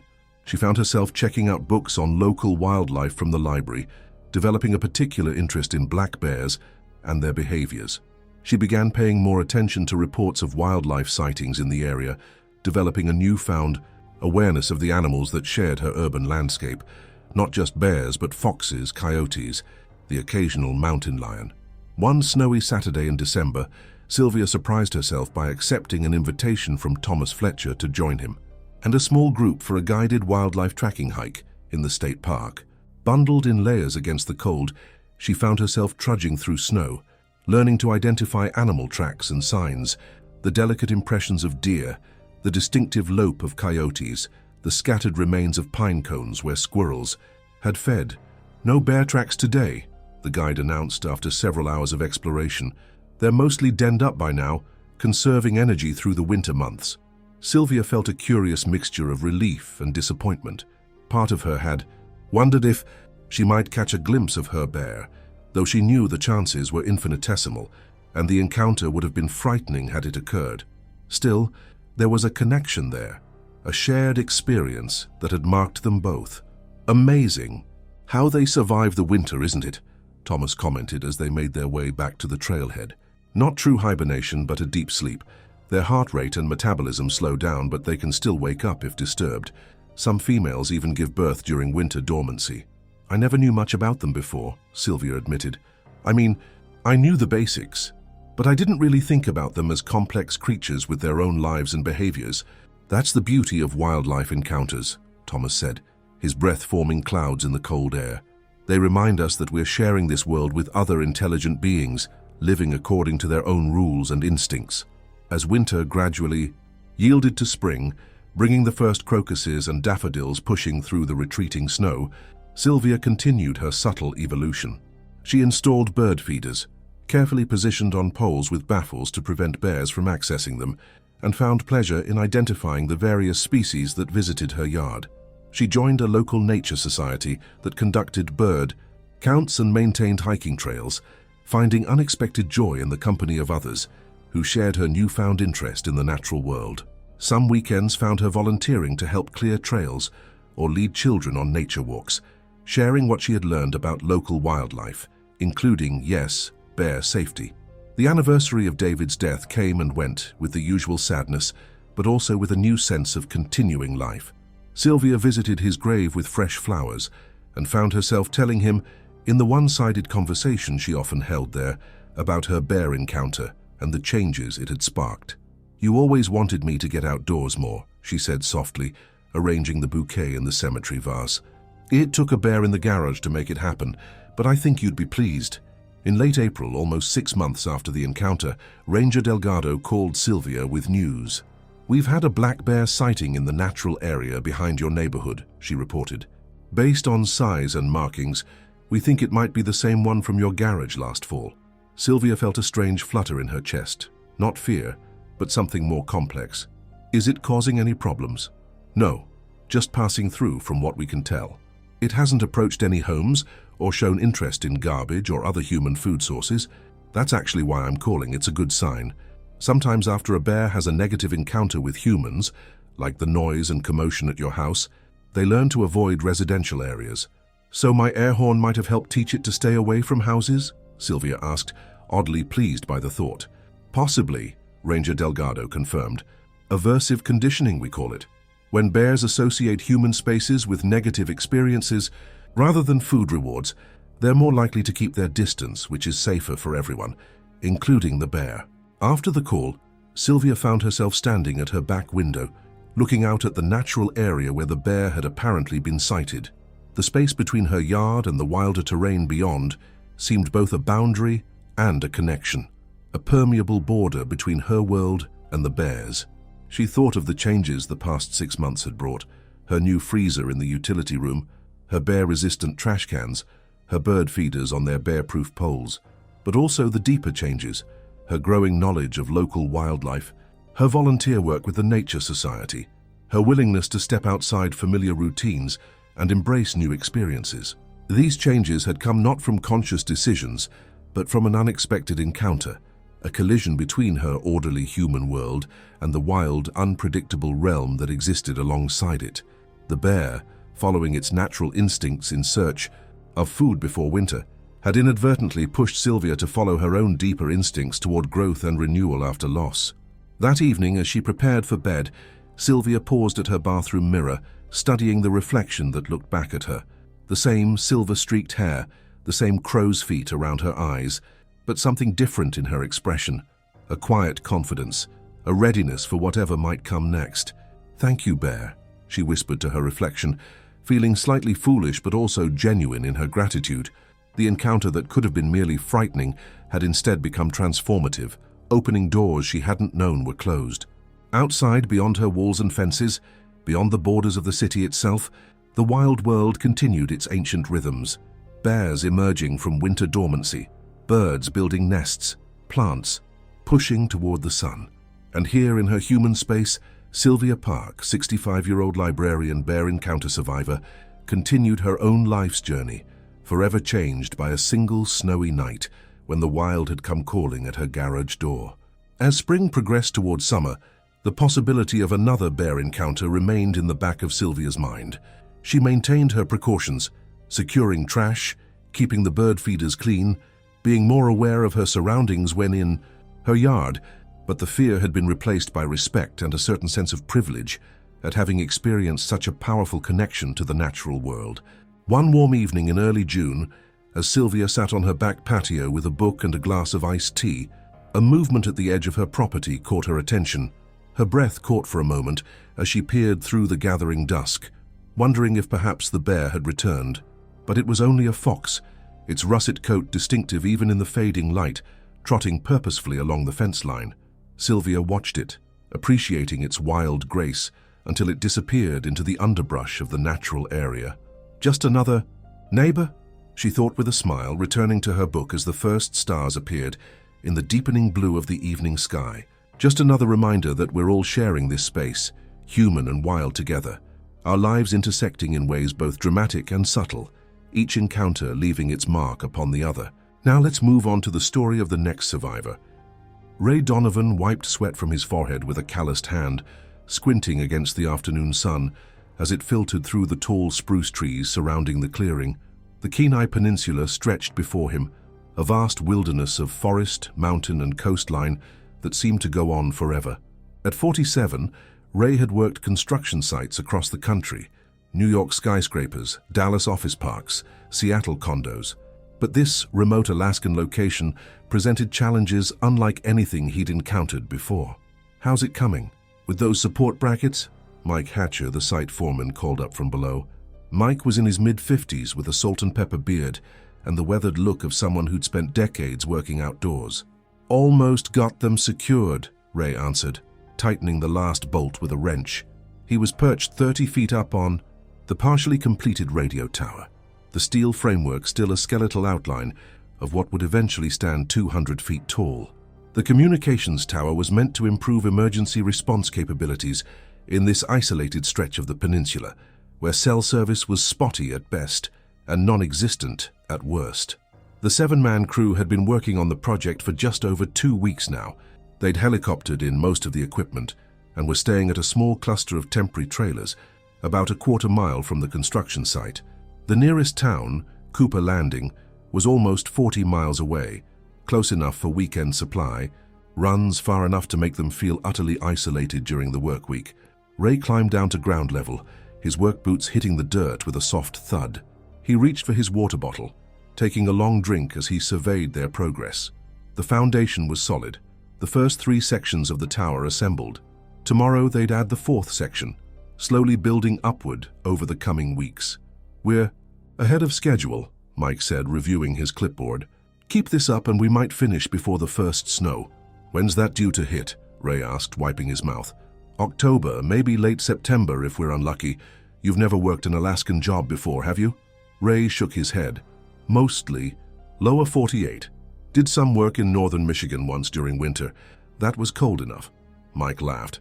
"Michigan's a beach vacation compared to Alaska in winter." He checked his watch. "Let's wrap it up for today. We've got an early start tomorrow." The crew began gathering their tools, securing equipment in the large metal job box they'd brought in. Ray helped Darrell Jenkins, a younger worker in his 20s, organize the power tools while the others covered sensitive equipment with tarps. "You see those tracks this morning?" Darrell asked in a low voice. Ray paused. "What tracks?" "Bear tracks. Big ones. By the edge of the clearing on the north side." A chill ran through Ray despite the warm afternoon. He'd been briefed about wildlife safety when they first arrived. Alaska had both black bears and the much larger, more aggressive grizzlies. The company had supplied bear spray to each worker and given instructions on proper food storage at the camp. "You tell Mike?" Darrell nodded, said it's normal for this area, told us to stay alert, travel in pairs, and keep the camp clean. He hesitated. "My cousin worked up in Denali last year. Said a guy on his crew had his truck broken into by a black bear. Tore the door half off looking for food. Good thing we helicopter in and out," Ray said, trying to sound casual though the information unsettled him. He'd never encountered large predators on job sites before. No vehicles to attract them. They finished packing up, and the crew hiked, the quarter-mile back to their camp in a loose group, conversation shifting to plans for dinner and calls home. Their temporary housing consisted of 4 trailers, 3 for sleeping with bunk beds inside, and 1 serving as a combination kitchen, dining area, and recreation space. The evening passed uneventfully. Ray called his ex-wife, Diane, checking in on their 17-year-old daughter, Kayla, who was preparing college applications for the following year. He might have missed a lot during the divorce and its aftermath, but he'd worked hard to maintain a relationship with his only child. These remote jobs paid well, money that would help with Kayla's education. After dinner, several crew members played cards while Ray read a thriller novel he'd brought along. By 10 o'clock, most had turned in, exhausted from the day's physical labor and knowing tomorrow would bring more of the same. Ray slept fitfully, his dreams punctuated by shadowy figures moving at the edge of the forest. He woke before his alarm, showered in the trailer's small bathroom, and dressed in his work clothes. Sturdy jeans, a long-sleeved shirt despite the summer warmth, protection against both sun and insects, and his steel-toed boots. The crew ate breakfast together, eggs, bacon, toast, and coffee prepared by Luis Garcia, a 40-year-old from Arizona, whose cooking skills had made him the unofficial camp chef. They discussed the day's objectives as they ate: secure the next section of the tower, run preliminary cable installations, prepare the ground equipment housing. "Remember to keep your bear spray accessible," Mike reminded them as they prepared to leave for the site. "Rangers said there's been increased activity in the area this season." Ray patted the canister attached to his belt. He'd never used bear spray before, but had watched the safety video 3 times, wanting to be prepared. The statistics weren't comforting. Bear spray was effective in most cases, but not all. And if you encountered a grizzly protecting cubs or food, all bets were off. They walked to the site as a group, the morning air crisp and fresh, carrying the scent of spruce and soil. The sky was clear, promising another warm day. Ray found himself scanning the tree line repeatedly, looking for movement, though he tried to appear unconcerned. Work began promptly at 7. Ray and 2 others, Darrell and a heavy-set older man named Pete, were assigned to ground preparation, leveling the area where the equipment housing would eventually be installed. Mike and Luis worked on cable assemblies, while the remaining 2 crew members, brothers named Scott and Jim Wilson, prepared the next section of tower for lifting. The morning passed smoothly. They broke for lunch around noon, sitting on various equipment cases or folding chairs they'd brought from camp. Ray had just unwrapped his sandwich when Scott Wilson froze, half rising from his seat. "Don't move," he whispered, eyes fixed on something beyond Ray's shoulder. Ray felt it before he saw it, a prickling sensation at the back of his neck, an instinctive awareness of being watched. Slowly, carefully, he turned his head. At the edge of the clearing, perhaps 50 yards away, stood a massive grizzly bear. It was enormous, far larger than Ray had imagined from the safety videos. Standing on all fours, its shoulder height alone must have been 4 feet, its weight easily 800 pounds or more. The bear's fur was brown with silver-tipped hairs, giving it the grizzled appearance that named the species, and a pronounced hump of muscle sat above its shoulders. The bear's nose twitched as it sampled the air, undoubtedly catching the scent of their food. Its head swung from side to side, small ears swiveling to capture sounds. "Nobody move," Mike said in a voice barely above a whisper. "Stay calm. If it approaches, back away slowly. No sudden movements." Ray's heart pounded against his ribs. His sandwich lay forgotten in his lap as he watched the predator. The bear took a step forward, then another, its massive paws making almost no sound on the forest floor. "It's coming closer," Darrell hissed, fear evident in his voice. "Stay calm," Mike repeated. "Get your bear spray ready, but don't make any threatening moves." Ray's fingers closed around the canister at his belt, ready to remove the safety clip if needed. The bear continued its approach, now 30 yards away, still sniffing the air. It seemed curious rather than aggressive, but Ray knew how quickly that could change. Then Luis's radio crackled to life, the sudden electronic noise shattering the tense silence. The bear's reaction was immediate. It rose onto its hind legs, towering to a height of over 8 feet, and let out a deep, rumbling growl that seemed to vibrate through the clearing. Its eyes, small and dark beneath its heavy brow, locked onto their group. "Spread out," Mike ordered, his voice tight. "Back away slowly, don't run." They began to move, each man taking careful steps backward. Ray's eyes remained fixed on the grizzly, which had dropped back to all fours and was swinging its massive head from side to side as if deciding which human to focus on. Its gaze settled on Darrell, who at 24 was the youngest and slightest member of the crew. Perhaps the bear sensed his fear or simply judged him the easiest target. Whatever the reason, it began moving directly toward him. "Darrell, stay calm," Mike called. "Everyone else make noise, try to discourage it." They began shouting and clapping, trying to intimidate the bear without further provoking it. Ray's mouth was dry with fear as he watched the grizzly hesitate, but it didn't retreat. Instead, it shifted its attention, and to Ray's horror, began moving toward him. In that moment, Ray made a decision that would save his life. The partially constructed tower stood just 15 feet behind him, a skeletal framework of steel that rose 30 feet above the ground, with the 4th section lying nearby, ready to be attached. "I'm climbing the tower," he said, taking another step backward. "Good idea," Mike replied. "The rest of you move toward the trees. We'll separate and regroup at camp." Ray continued backing up until he felt the steel framework against his back. The bear was 20 yards away now, and moving with purpose. Without taking his eyes off the approaching predator, Ray reached behind him, found a cross brace, and began to climb. The tower's framework provided easy handholds and footholds. It was designed to be climbed for maintenance once completed. Ray ascended rapidly, his decades of construction experience making the climb almost automatic despite his fear. 10 feet, 15, 20. He climbed until he reached the top of the assembled sections, pulling himself onto a horizontal beam 30 feet above the ground. Below, the situation was deteriorating. The bear had broken into a run, charging toward the base of the tower. The other crew members scattered, shouting and deploying their bear spray. Ray watched as Mike and Luis disappeared into the trees on the south side of the clearing, while the Wilson brothers ran east. Darrell and Pete headed west, leaving equipment scattered in their wake. The grizzly skidded to a halt at the base of the tower. It rose onto its hind legs again, front paws batting at the steel framework, claws scraping against metal with a sound that set Ray's teeth on edge. The tower shook slightly but held firm. It was designed to withstand Alaskan winters and high winds. The bear dropped back to all fours and circled the tower's base, huffing and occasionally standing to reach higher up the structure. It seemed to understand that Ray was out of reach, but remained intensely interested, perhaps because he was still visible while the others had disappeared into the forest. Minutes passed, stretching into a half hour. Ray remained perched on the beam, his initial surge of adrenaline fading to leave him shaky and hyper-aware. The bear continued to circle, sometimes wandering a short distance away, only to return. It showed no signs of losing interest. Ray's radio crackled to life. "Ray? You okay?" Mike's voice came through, kept low. Carefully moving slowly to avoid drawing the bear's attention, Ray unclipped the radio from his belt. "I'm okay. Still on the tower.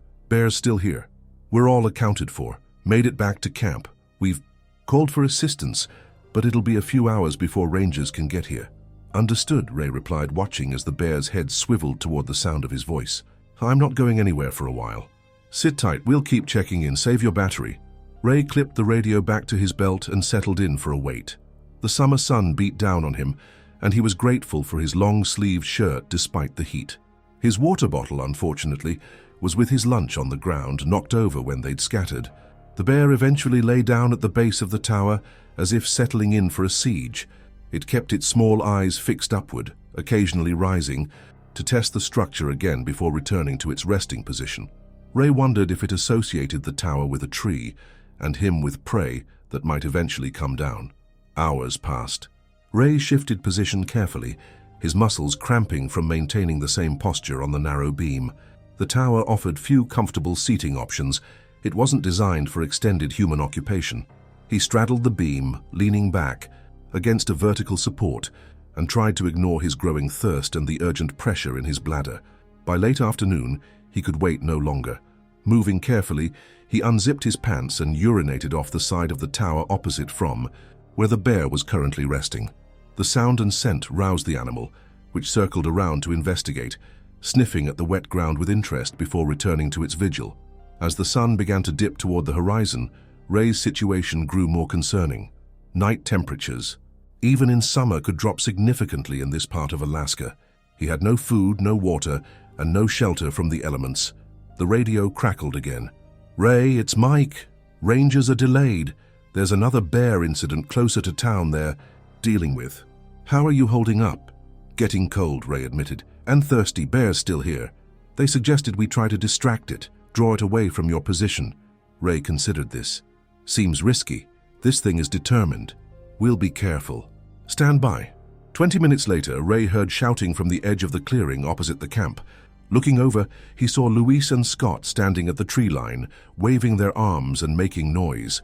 They had something with them, what looked like coolers or containers. The bear's head snapped up, nostrils flaring as it caught a new scent. It rose, hesitating as it looked between Ray on the tower and the new disturbance. "We've got fish," Luis shouted. "Come and get it."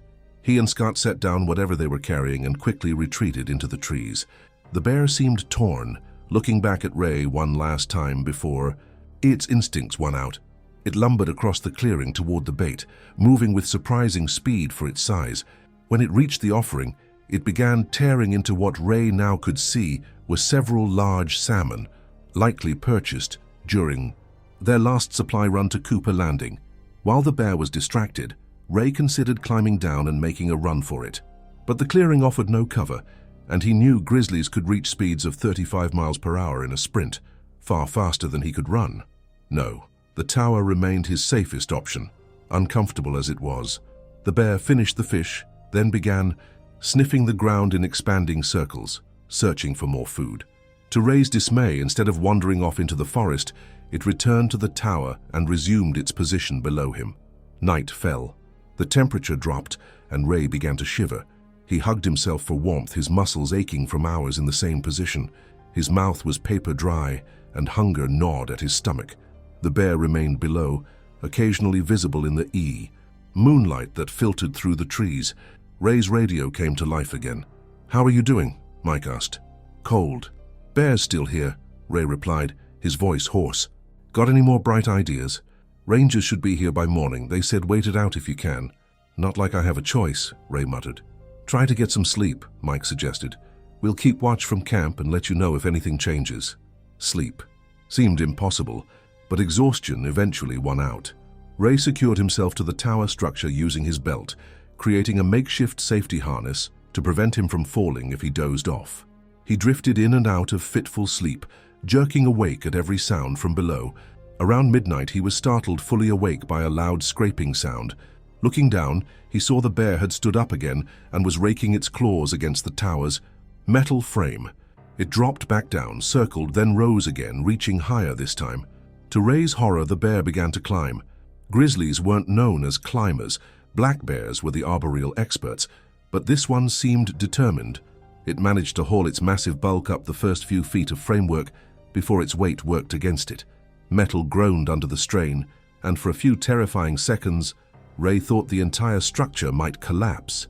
The bear slipped, sliding, back to the ground with a frustrated huff. It tried once more, achieving similar results before giving up and resuming its ground-level patrol. Ray's heart hammered in his chest. The tower had held, but the bear's persistence was unnerving. He checked his watch, 7 hours since he'd climbed up. The night stretched endlessly before him. By dawn, Ray was in rough shape.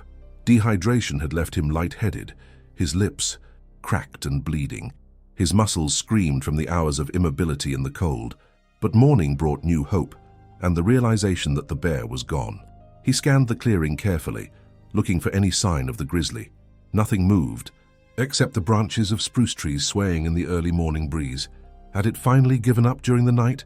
Ray's radio crackled. "Ray, you awake?" It was Mike. "Yeah," he croaked. "Bear seems to be gone. Rangers just arrived at camp.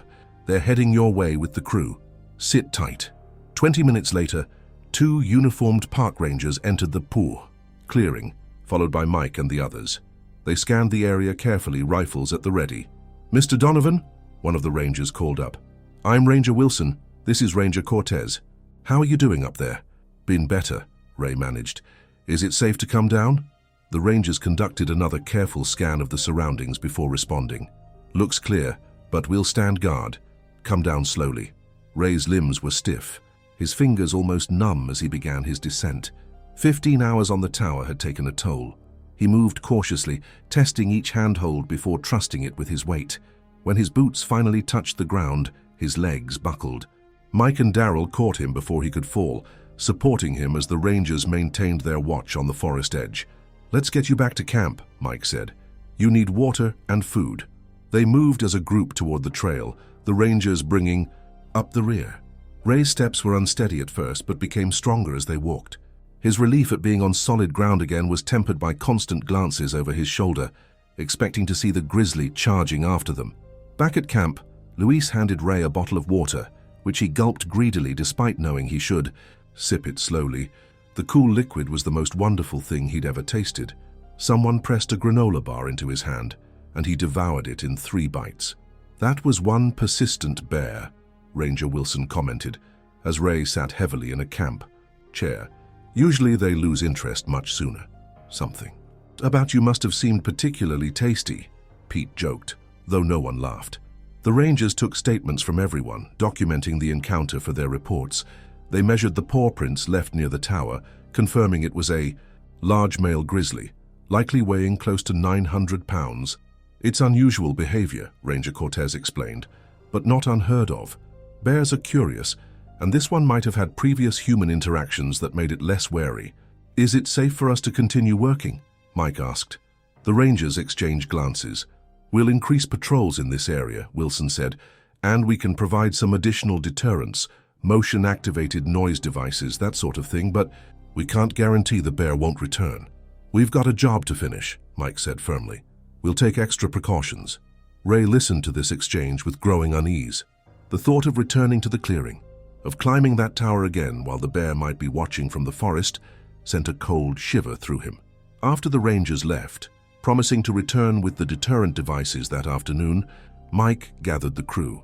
"We'll take the day off to recover," he announced. "Ray needs rest and we could all use the break. Tomorrow we'll go back with a new safety plan." No one objected. Ray showered, the hot water easing some of the stiffness from his muscles, then collapsed onto his bunk. Despite his exhaustion, sleep came fitfully, interrupted by vivid dreams of the bear climbing toward him, reaching with massive claws, its hot breath visible in the cold night air. He woke in the early afternoon to find the camp quiet. Most of the crew had retreated to their bunks as well, the previous day's adrenaline crash affecting everyone.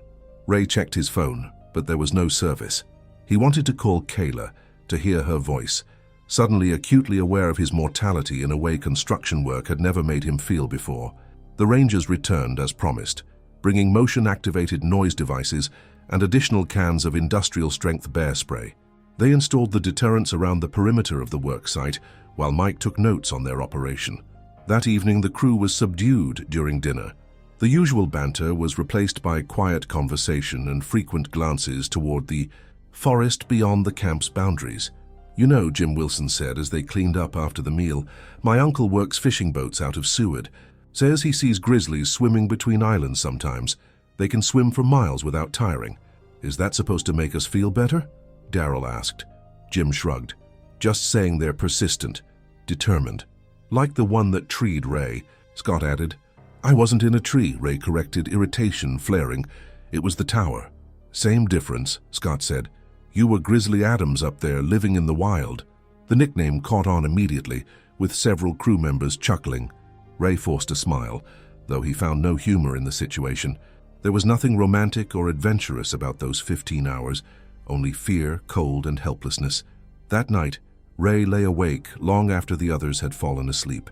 The nickname bothered him more than it should have. It made light of what had been the most terrifying experience of his life. He'd faced danger before. A scaffolding collapse in Detroit that had nearly killed 2 workers. A crane malfunction in Portland that dropped a steel beam feet from where he'd been standing. But those had been brief moments of fear, over almost as soon as they began. The tower had been different. Hours of sustained terror, of watching the bear's determined attempts to reach him, of knowing that if it succeeded, there would be no rescue, no emergency medical response fast enough to save him. Morning came, and with it the decision everyone had been avoiding. They would return to the worksite, continue the job, but with new safety protocols. 2 men would be designated as lookouts at all times, positioned at opposite ends of the clearing with radios and air horns. Everyone would work in pairs. All food would remain at camp, with lunch breaks taken there rather than at the site. Ray volunteered to be one of the first lookouts, along with Pete. They positioned themselves as planned, scanning the forest edge continuously, while the others resumed work on the tower and ground facilities. The sound of power tools and generators filled the clearing, making Ray tense. Noise might either scare the bear away or attract it through curiosity. The morning passed without incident. They returned to camp for lunch, then headed back to continue the afternoon shift with Scott and Jim taking over as lookouts. Ray was assigned to groundwork, helping Luis prepare the concrete pad for the equipment housing. "You doing okay?" Luis asked quietly as they worked, setting form boards for the pour scheduled later that week. Ray nodded, though okay wasn't exactly how he'd describe his mental state. Every rustle of leaves at the forest edge made him flinch. Every time the wind shifted, carrying new scents from the wilderness, he found himself scanning the trees, expecting to see the massive shape of the grizzly emerging into the clearing. "It's normal to be shaken up," Luis continued when Ray didn't elaborate. "My first season in Yellowstone, I had a close call with a bison. Charged my truck, dented the door. I couldn't look at a cow for months without getting nervous." Ray appreciated the attempt at solidarity, but a bison charging a vehicle seemed different from being treed by a grizzly. Still, he nodded. "I'll be fine." They worked steadily through the afternoon. Ray began to relax slightly as hours passed without any sign of the bear. The safety measures seemed effective, the noise deterrents occasionally firing when deer or other small wildlife approached the clearing's edge. At the end of the workday, as they were preparing to head back to camp, Scott called out from his lookout position, "Movement in the trees, north side." Everyone froze, then quickly moved to gather in the center of the clearing, facing the indicated direction. Ray felt his heart rate spike, his hand automatically moving to the bear spray canister at his belt. A minute passed, then 2. Nothing emerged from the forest. "You sure you saw something?" Mike asked. Scott nodded emphatically. "Something big, moving between the trees." They waited another 5 minutes, grouped together, tools in hand. The forest remained still and silent. "Let's pack up and head back," Mike finally decided. "Stay alert." They gathered their equipment with greater speed than usual, securing items in the job box and covering larger machinery with tarps. Ray found himself repeatedly looking over his shoulder, expecting to see the grizzly at any moment. The group had just started down the trail toward camp when they heard it, a deep, rumbling growl from the undergrowth to their right. Ray's blood turned to ice as the massive shape of the grizzly emerged onto the path 20 yards ahead, cutting off their route to camp. It was the same bear. Ray recognized the pattern of lighter fur around its face and the distinctive scar across its muzzle. It stood on all fours, head low, eyes fixed on the group of men. "Back up slowly," Mike whispered. "Back to the clearing." They began to retreat, maintaining a tight group, no one turning their back on the bear. It took a step forward, then another, following their retreat, but not charging. When they reached the clearing again, Mike spoke in a low, steady voice. "Ray, get back on the tower. It seemed to fixate on you last time. Everyone else spread out toward the forest edges. We'll draw it away from camp in a different direction." Ray hesitated. The tower had saved him once, but the thought of spending another night on those cold metal beams was almost as terrifying as the bear itself. Still, he nodded and began moving toward the structure, his eyes never leaving the grizzly as it emerged from the trail into the clearing. As if recognizing him, or perhaps the tower itself, the bear's attention immediately focused on Ray. It quickened its pace, moving with purpose. "Now, Ray!" Mike shouted. Ray ran for the tower, adrenaline overriding the soreness that still plagued his muscles from the previous ordeal. He reached the framework and began to climb, scaling the first 15 feet with speed born of desperation. Below, the others had spread out as planned, shouting and waving their arms to distract the bear, but it ignored them, making a beeline for the tower. Ray climbed higher, reaching the 30-foot mark just as the grizzly arrived at the base. History repeated itself. The bear circled the structure, occasionally rising onto its hind legs to test the framework with its paws. The metal creaked but held firm. Ray continued climbing, not stopping at the previous height, but ascending to where the newest section had been attached earlier that day, reaching 45 feet above the ground. "Ray!" Mike called from the edge of the clearing. "Rangers are on their way. Hang tight." Ray didn't bother responding. He secured his position on a horizontal crossbrace, watching as the bear below made another attempt to climb the structure. Like before, its weight prevented it from ascending more than a few feet. Unlike before, however, the bear seemed to lose interest more quickly. After several attempts, it dropped back to all fours and began sniffing around the base of the tower, then gradually widened its search to include the entire clearing. From his elevated vantage point, Ray watched as the grizzly investigated their equipment, toppling the portable generator with a casual swipe of its paw and tearing into a bag of concrete mix, apparently disappointed to find it inedible. It moved on to the job box, standing on its hind legs to work its claws around the lid. The bear's strength was astonishing. It managed to bend the metal enough to create a gap, then worked its claws into the opening, pulling until the lid tore partially free of its hinges. The contents spilled out, hand tools, smaller power tools, extension cords all clattering to the ground. The noise seemed to startle the bear. It dropped back to all fours and backed away from the damaged box, huffing and swinging its head from side to side. After a moment, it approached again, cautiously pawing through the scattered tools.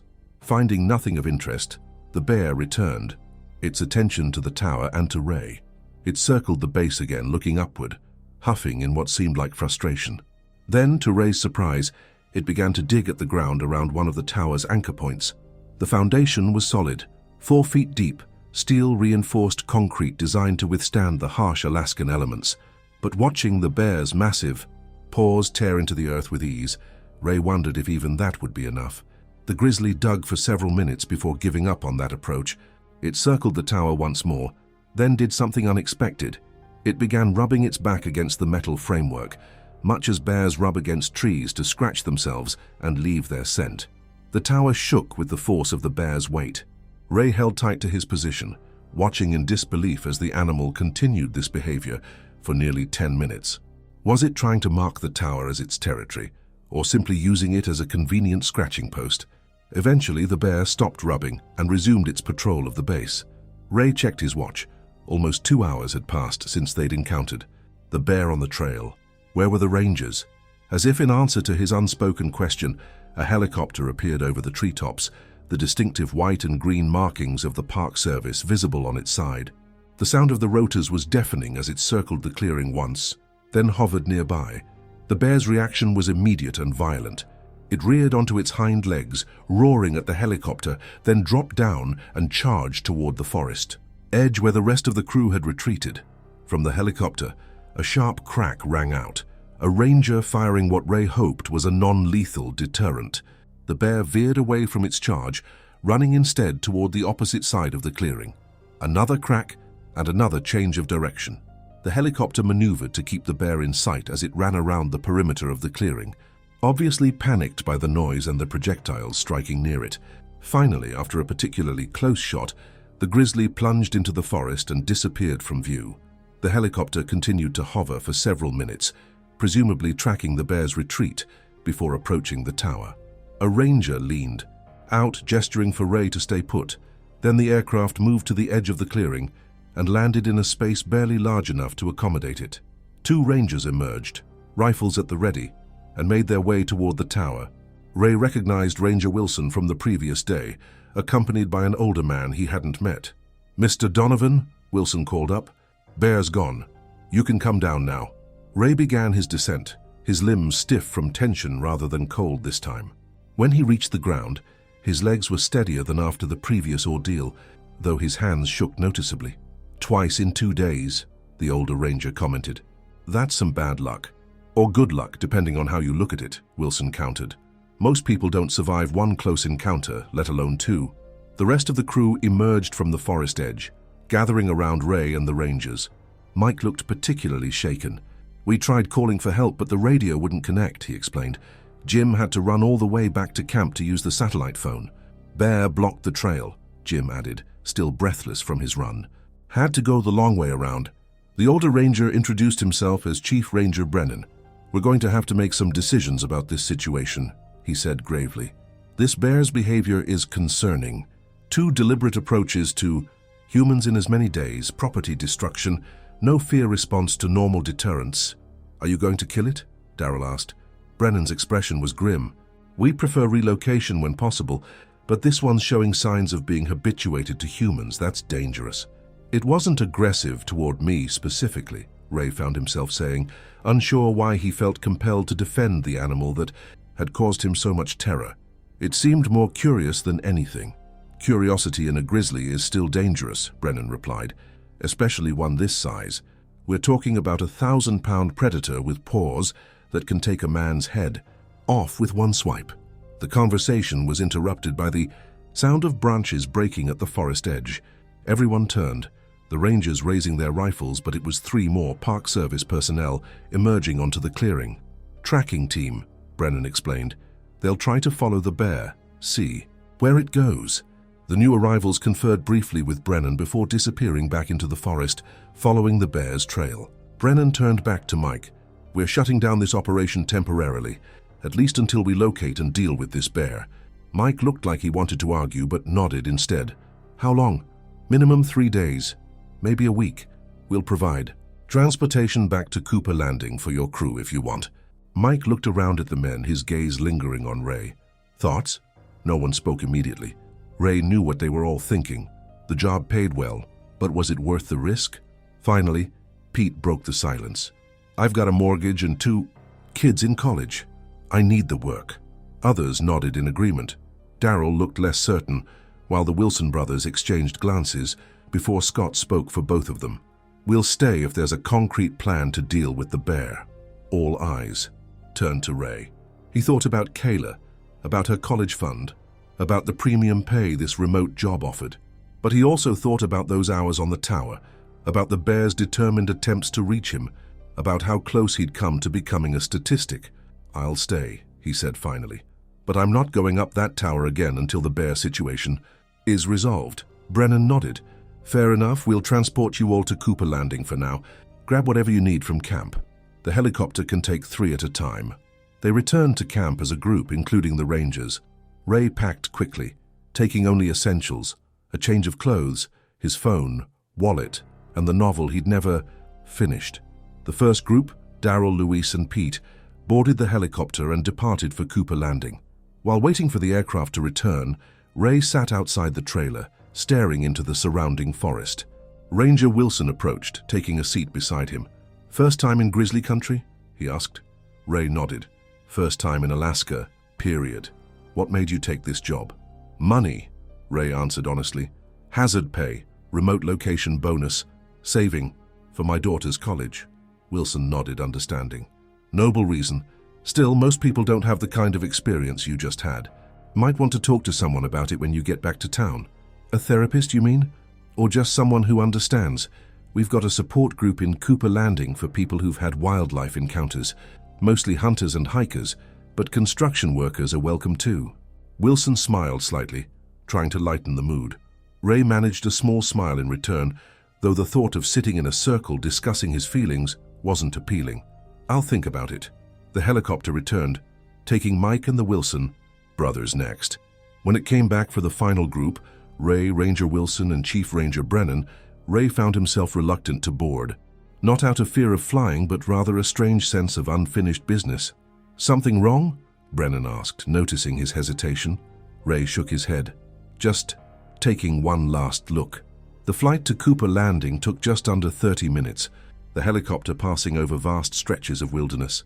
Mountains, forests, rivers, all untouched by human development, except for occasional remote cabins or ranger stations. Ray tried to appreciate the view, the raw beauty of the landscape, but found his eyes constantly searching the terrain below for the distinctive shape of a grizzly. They landed at a small airstrip on the outskirts of Cooper Landing. The town was tiny by Ray's standards, a single main street with a handful of businesses catering to tourists, fishermen, and seasonal workers. The crew was taken to a modest motel that apparently had an arrangement with the Park Service for emergency accommodations. We'll keep you updated, Brennan promised as they checked in. Should know more in a day or two. That evening, the crew gathered at the town's only bar, a rustic establishment called the Sockeye that featured mounted fish on the walls and a bartender who looked old enough to have personally witnessed the gold rush. They found a corner table and ordered beers and burgers. To Grizzly Adams, Scott declared, raising his glass in Ray's direction, surviving to climb another day. The others joined the toast, but Ray merely nodded acknowledgement, the nickname still grating on him. The conversation flowed around him. Speculation about the bear, how long they'd be delayed, whether the company would maintain their pay during the downtime. Ray contributed little, his mind repeatedly returning to the tower, to those hours of helplessness and fear. He excused himself early, returning to the motel and finally calling Kayla now that he had cell service again. "Dad," she answered, surprise evident in her voice. "Aren't you in the middle of nowhere?"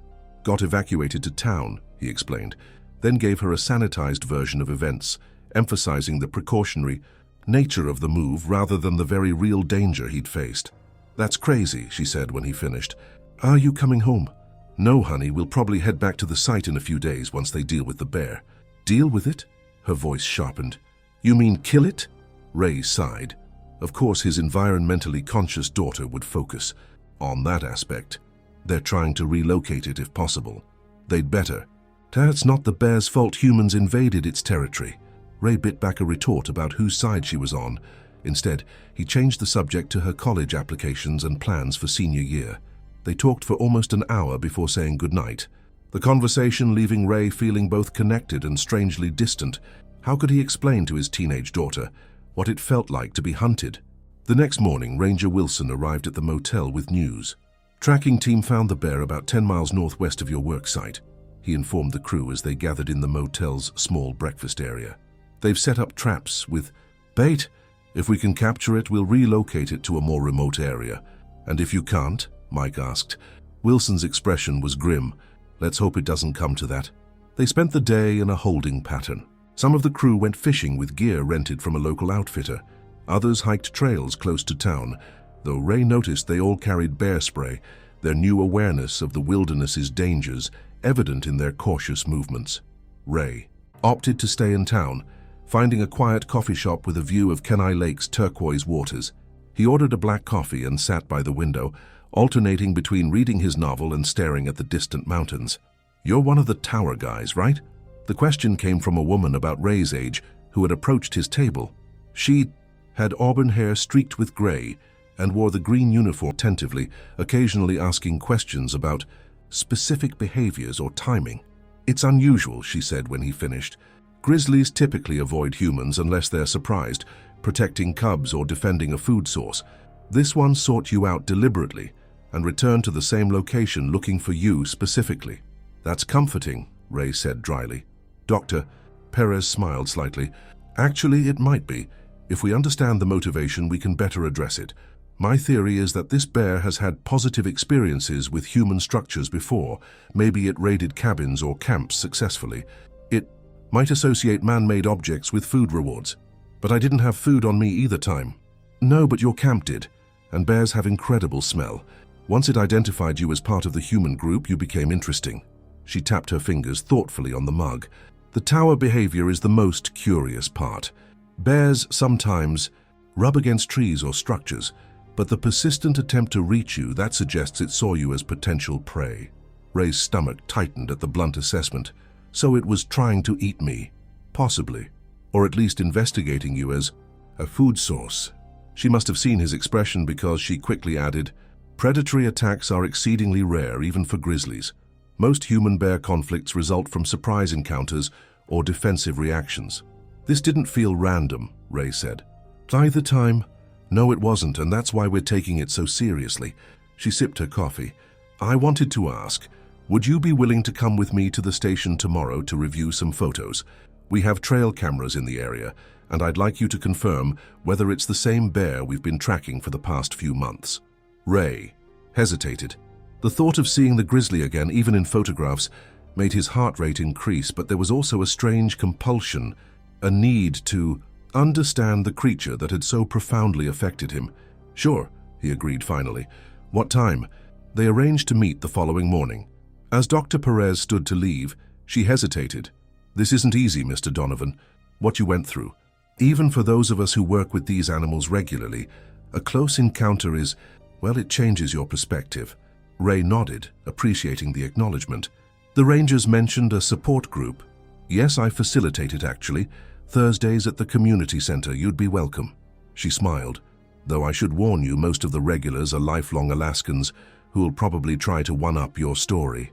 After she left, Ray remained at the coffee shop, finishing his novel and ordering lunch. His phone buzzed with a text from Mike. The company had confirmed they would receive full pay during the delay, news that lifted a weight from Ray's shoulders. That evening, the crew gathered, again at the sockeye, spirits higher with the pay issue resolved.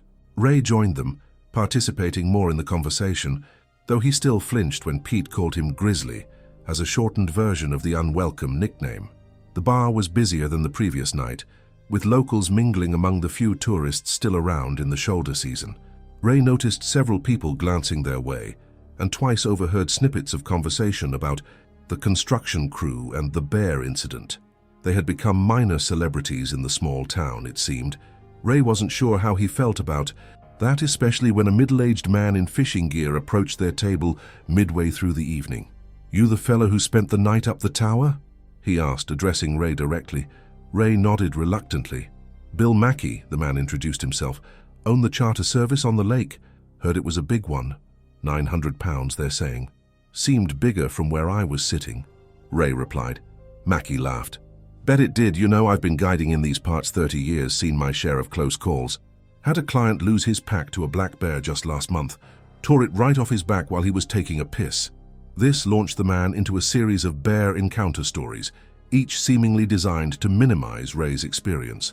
According to Mackey, being chased up a tree or tower was practically a rite of passage in Alaska. Of course, most fellows don't get treed twice, he concluded, slapping Ray on the shoulder. How you must smell particularly good to bears. He roared with laughter at his own joke. Ray forced a smile, relieved when Mackey finally returned to his own table. Is everyone in this town going to want to talk about this? He asked no one in particular. Probably, Luis answered sympathetically. Not much happens here in the off-season. We're the most exciting news since, well, probably since the last bear encounter. The next morning, Ray met Dr. Perez at the park service station, as arranged. The building was a single-story log structure, with the familiar arrowhead-shaped emblem mounted above the entrance. Inside, it was surprisingly modern. Computers, scientific equipment, maps displayed on large screens showing wildlife movement patterns. Dr. Perez led Ray to a conference room where Chief Ranger Brennan and 2 other staff members were already waiting. One wall displayed a large topographical map of the region, with various colored pins marking locations. Mr. Donovan, thank you for coming, Brennan greeted him. This is Tom Yazzie, our lead tracker, and Sarah Liu, Dr. Perez's research assistant. After brief introductions, Dr. Perez brought up a series of photographs on a large monitor. These are from our trail cameras over the past 6 months, she explained. We've been monitoring a particular male grizzly that's been showing increasingly bold behavior around human structures. The images showed a massive bear at various locations, investigating an unoccupied cabin, approaching a campsite, thankfully empty in the photo, examining a trash collection point at a trailhead. In each, the bear's size and the distinctive, lighter coloration around its face were clearly visible. "That's him," Ray confirmed, a chill running through him at seeing the animal again. "Same one that came after me, both times." Dr. Perez nodded, exchanging glances with Brennan. "We call him M267, the M for male 267, because he was the 267th grizzly catalogued in our study area. He's approximately 8 years old, and we've been tracking him since he was a sub-adult. He wasn't always this bold," Yazzie added. "Something changed about 2 years ago. Started seeking out human locations instead of avoiding them. Food. Rewards," Dr. Perez explained. "We think he successfully raided several improperly secured camps or cabins, learned that human structures often mean easy meals." Ray studied the images, noting how methodical the bear appeared, testing doors, investigating windows, checking around buildings for access points. "He's smart." "Very," Dr. Perez agreed, "which makes him particularly dangerous. Bears that learn to associate humans with food rarely unlearn that association." "So what happens to him?" Ray asked, though he suspected he already knew the answer. Brennan's expression was grim. "We've set traps, as I mentioned. If we catch him, we'll try relocation first, far north near the Arctic Circle, where human encounters would be extremely rare." But given his history and the escalating pattern of behavior, he didn't need to finish the sentence. Ray understood the implications. "You'd have to put him down." "It would be a last resort," Dr. Perez said quickly, "but we have to prioritize human safety." They showed Ray several more photographs, including recent ones from near the construction site. In one, taken just days before Ray's first encounter, M267 was clearly visible investigating their camp perimeter at night, caught by the camera's infrared flash. He was watching us, Ray realized, probably for days before he approached. "Almost certainly," Yazzie confirmed. "Grizzlies are cautious predators. They observe, learn patterns, identify vulnerabilities." The final photograph Perez showed was from after Ray's second encounter, a shot of M267 running through the forest, presumably fleeing from the helicopter. Despite the blurry quality, the bear's massive size and power were evident. "This helps us confirm it's the same individual," Dr. Perez explained, "and gives us a better idea of his current range and movement patterns." The meeting concluded with Brennan explaining their containment strategy, increased patrols, warning notices to all wilderness users in the area, and multiple trap sites baited with scents designed to attract grizzlies. "We'll keep your crew updated," he promised. "Ray, if we catch him, you should be able to return to your site within a day or two." As Ray prepared to leave, Dr. Perez handed him a card. "The support group meets tonight at 7 if you're interested. Community Center on Birch Street." Ray pocketed the card, non-committal. "I'll think about it." He returned to the motel to find most of the crew gone, fishing again, according to a note from Mike. Ray borrowed a laptop from the front desk and spent time researching grizzly bears, reading about their behavior, psychology, and interactions with humans. The statistics were sobering. While fatal attacks were rare, only about 2 per year in all of North America, they were increasing as human encroachment on bear habitat grew. Most attacks were defensive, triggered when a bear was surprised or protecting cubs or food. But a small percentage were predatory, deliberate hunting of humans as prey. Ray couldn't help wondering which category his encounters fell into. The bear's behavior, persistent, focused, determined, suggested the latter, a thought that sent a cold shiver down his spine despite the warm motel room. As evening approached, Ray found himself driving the short distance to the Cooper Landing Community Center, a modest building that served multiple purposes for the small town. Following signs to a meeting room in the back, he found a circle of chairs occupied by about a dozen people of varying ages, with Dr. Perez standing near a coffee station. "Mr. Donovan?" She greeted him warmly. "I'm glad you came. Help yourself. To coffee and cookies." Ray took a styrofoam cup of black coffee, but passed on the cookies. He felt awkward and out of place among these strangers, most of whom were clearly locals based on their comfortable familiarity with each other. "Folks, we have a new attendee tonight," Dr. Perez announced once everyone was seated. "This is Ray Donovan, one of the construction workers from the radio tower project." Murmurs of recognition spread through the group. Ray shifted uncomfortably as several people studied him with open curiosity. Ray had 2 close encounters with M267 this week, Dr. Perez continued. "For those who haven't heard, he spent 15 hours on the tower during the first incident." "Heard it was a big one," commented an elderly man with a white beard. 900 pounds, they're saying." Ray suppressed a sigh, wondering if he'd have this exact conversation with every resident of Cooper Landing. "That's what the Rangers estimated, yeah." Dr. Perez guided the meeting skillfully, beginning with brief introductions around the circle. The participants included a mix of backgrounds: several hunting guides, a bush pilot, a couple who ran a remote bed and breakfast, a wildlife photographer, and 3 hikers who had experienced a black bear encounter on a local trail. As each person shared their story, Ray began to understand the purpose of the group. It wasn't merely about swapping increasingly dramatic tales, but rather processing the psychological impact of these encounters, the fear, helplessness, and changed relationship with the wilderness that resulted. When his turn came, Ray spoke briefly about climbing the tower, about the long hours watching the bear's determined attempts to reach him, about the return encounter the following day. He omitted some details, the depth of his terror, the nightmares that had followed, but was more open than he'd expected to be. "The hardest part," he concluded, "is knowing I'll have to go back up that tower to finish the job. Same place he found me twice already." The elderly man with the beard, who had introduced himself as Frank, a retired hunting guide, nodded understanding. "First thing you learn about bears is they're creatures of habit. Find something that works, they'll keep at it. That's why the relocation plan might not be effective long-term," Dr. Perez added. "Bears have been known to travel hundreds of miles to return to familiar territory." The discussion continued, touching on ways to cope with the aftermath of wildlife encounters, the hypervigilance, the flashbacks, the changed perception of wilderness spaces that had once seemed merely beautiful rather than potentially lethal. As the meeting wound down, Frank approached Ray. "Your crew's still at the sockeye most nights?" Ray nodded. "I'll stop by tomorrow, bring some photos to show you. Got a collection from 40 years guiding in these parts. Might put your experience in perspective." Ray wasn't sure he wanted his experience put in perspective, but he thanked Frank politely. As people began to disperse, Dr. Perez caught Ray near the door. "What did you think?" she asked. "It was helpful," Ray admitted, somewhat surprised to find it was true. "Different than I expected.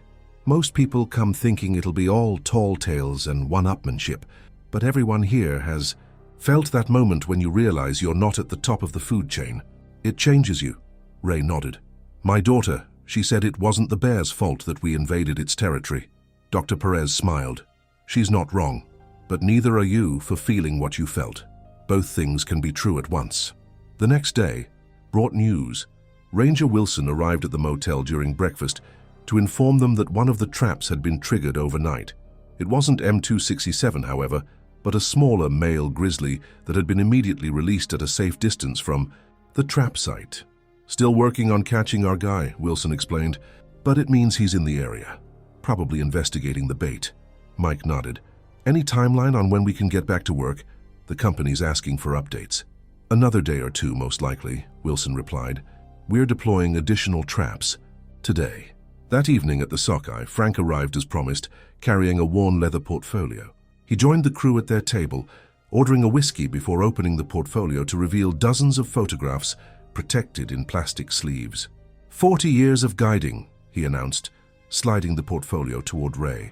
"Bears, moose, wolves, all the things that can kill you in these parts." The photos were impressive, a chronicle of Alaska's wildlife captured over decades. Many showed bears in various settings, some alarmingly close to the camera. Frank narrated as Ray turned the pages, providing context for each image and occasionally detailing the close calls they represented. "This one," he said, tapping a photo of a massive grizzly standing on hind legs next to a cabin, "broke into My guide shack in '97. Cleaned out 6 months of supplies in one night. Had to rebuild the whole front wall. Ray studied the image. How do you go back after something like that? Frank considered the question seriously. You respect it more. The wilderness, I mean. You go in knowing exactly what you're risking, instead of the vague idea most folks have. Makes you more careful, more present. He turned to a photo near the back. An image of Frank himself, much younger, standing beside a massive grisly carcass. This one charged my client. Had to put it down. Worst day of my guiding career. The raw emotion in the old man's voice was unexpected. You didn't want to kill it? Frank shook his head. Nobody who truly understands these animals wants to kill them. They're just being what they are, but sometimes there's no choice. The conversation shifted to the broader crew, with Frank sharing stories of the region's history and wildlife. Ray found himself quieter as the evening progressed, the photographs and Frank's perspective stirring complicated feelings about his own encounters. When he returned to his motel room, Ray called Kayla again. Their conversation meandered through her day at school, her latest college essay draft before he finally brought up the bear. I met with a wildlife biologist yesterday, he told her. They've been tracking this bear for years, said it's learned to associate human structures with food. That's sad, Kayla said. Means someone taught it that, probably by being careless with their garbage or food storage. Yeah, Ray agreed. They're trying to relocate it, but they might kill it, she finished when he hesitated. Dad, you're not hoping they do, are you? Because it scared you? The question caught him off guard. Was he hoping for that outcome? The bear had terrified him, threatened his life, caused nightmares that still disrupted his sleep. Yet he found himself answering honestly, no. I hope they can relocate it successfully. Good, Kayla said, relief evident in her voice. It deserves a chance. After they hung up, Ray lay awake thinking about her words, about Frank's photographs, about Dr. Perez's explanation of the bear's behavior. The creature that had kept him treed for 15 hours was just being what evolution had designed it to be, a predator adapted perfectly to its environment, acting on instincts and learned behaviors that had ensured its survival. The fact that those same instincts had nearly cost Ray his life seemed almost incidental in that context, a collision of two species' survival strategies, neither inherently wrong. Word came the following afternoon. M267 had been captured. The entire crew gathered in the motel lobby as Ranger Wilson delivered the news. Walked right into the trap around dawn, he explained. We've sedated him for transport north. Dr. Perez asked if you'd like to see him before he's moved. This last part was directed specifically at Ray. See him? Ray repeated, surprised by the offer. Wilson nodded. It's safe, he's fully sedated. Sometimes it helps with processing the experience. Entirely up to you. Ray hesitated only briefly before nodding. Yeah, I'd like to see him. Wilson drove Ray to a remote facility outside town, a collection of steel buildings surrounded by high fencing. They parked near one of the structures, where Dr. Perez waited outside, clipboard in hand. He's inside, she said by way of greeting. Still heavily sedated. We've done a full workup, health assessment, DNA samples, replaced his tracking collar with a newer model. He had a collar before? Ray asked, surprised. Yes, but the battery was failing. We'd been trying to recapture him for months to replace it. She led them toward the building. I should warn you, they always look bigger up close when they're not trying to kill you. She wasn't wrong. Inside the building, M267 lay on his side on a concrete floor, massive paws occasionally twitching in sedated sleep. His size was even more impressive than Ray had estimated from the tower, easily 1,000 pounds of muscle, bone, and fur. A team of 3 researchers worked around him, taking measurements and samples. This close enough, or do you want to approach? Dr. Perez asked. Ray hesitated, then stepped forward, moving closer to the immobilized predator. The bear's breathing was deep and regular, its chest rising and falling in slow rhythm. Its paws, as Dr. Perez had suggested, were particularly striking, up close. Massive pads with claws extending several inches, capable of disemboweling a moose or tearing through a cabin wall with equal ease. Can I? Ray gestured vaguely. Touch him? Yes, it's safe. Just avoid the face area. Sedation doesn't affect reflexes entirely. Ray crouched beside the bear, cautiously placing his hand on its shoulder. The fur was coarser than he'd expected, thick and slightly oily. Beneath it he could feel the solid mass of muscle.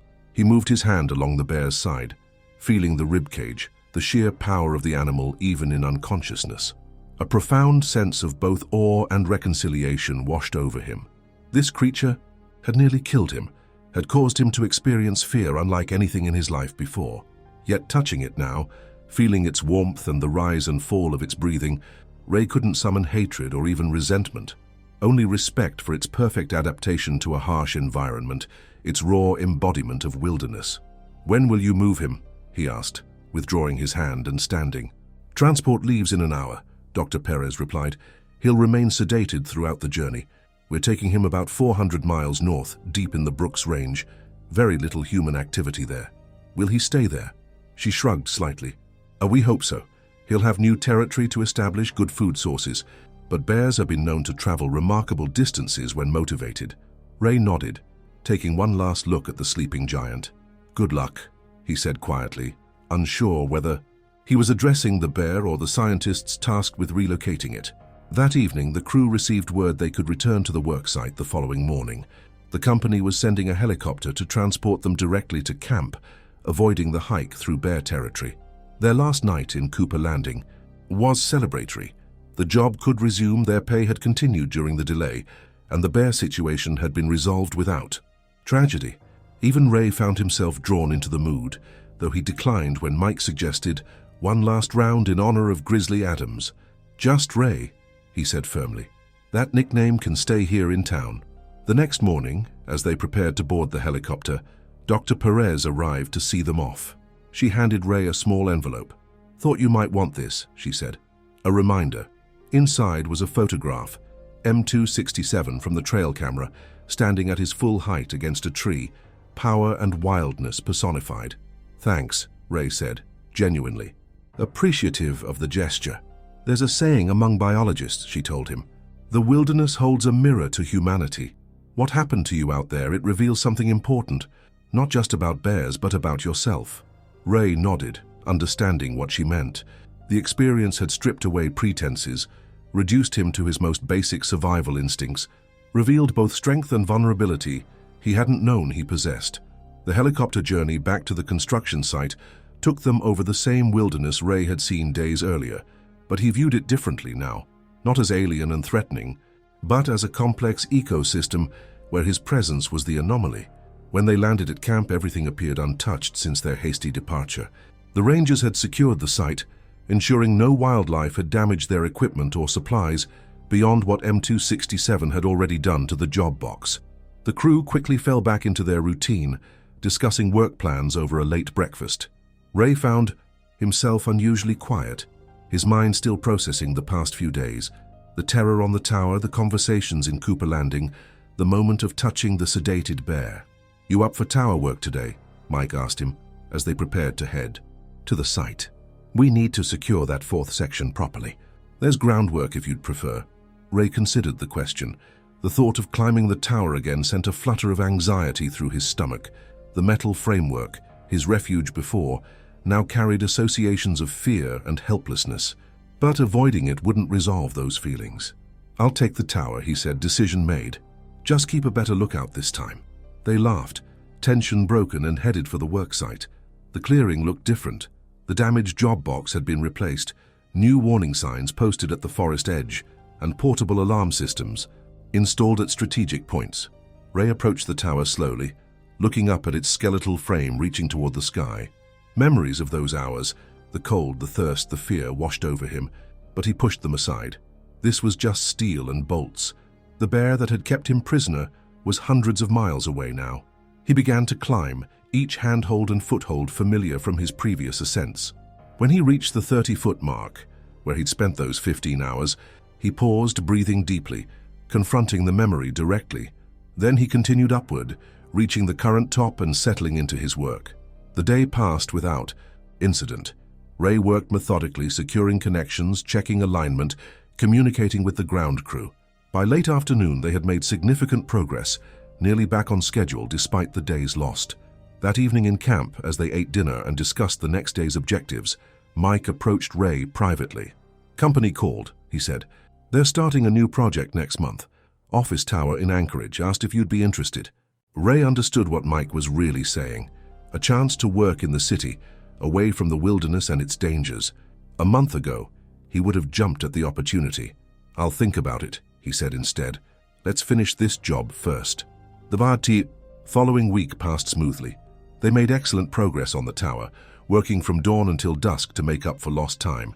Ray climbed the structure daily, each ascent easier than the last as new associations gradually overlay the traumatic ones. On their final day, with the tower complete and the equipment housing secured, the crew gathered for a customary photograph at the base of the structure.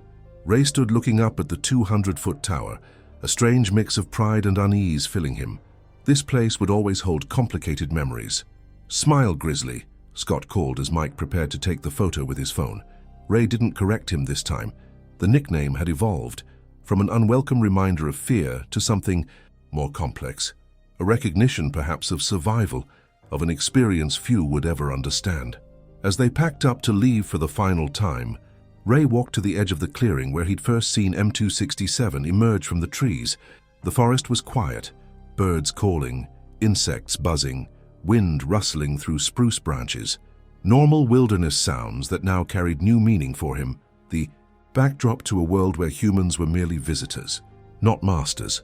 He took out the photograph Dr. Perez had given him, studying the image of the massive grizzly standing tall against the tree. Perhaps, far to the north, M267 was establishing new territory, adapting to new surroundings, continuing the life cycle that had evolved over thousands of years. Ray tucked the photo away and rejoined the crew. Tomorrow they would helicopter out to Cooper Landing, then fly south to Anchorage and home. He would return to his apartment, to weekend visits with Kayla, to a world where predators were abstract concerns rather than immediate threats. But something had changed permanently. His perception of his place in the natural order, his understanding of vulnerability and strength, his respect for the wilderness and its inhabitants.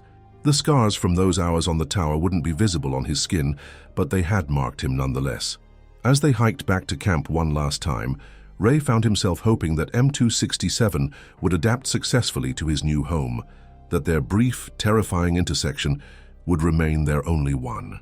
Two species, each following their nature, briefly colliding before returning to separate paths. The wilderness held a mirror, as Dr. Perez had said. In it, Ray had glimpsed not only the raw power of nature, but something of himself, a resilience he hadn't known he possessed, a capacity for fear but also for understanding beyond it.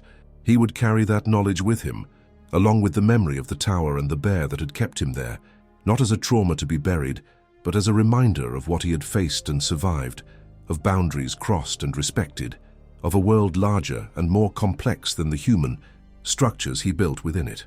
When Ray Donovan returned home, the nickname Grizzly Adams followed him, despite his objections. He requested urban projects from his company, the Anchorage office tower, a Seattle apartment complex, a Portland renovation. But sometimes, on quiet evenings, he would take out the photograph of M267 and remember the tower, the wilderness, the bear walking away through the trees after changing his life forever.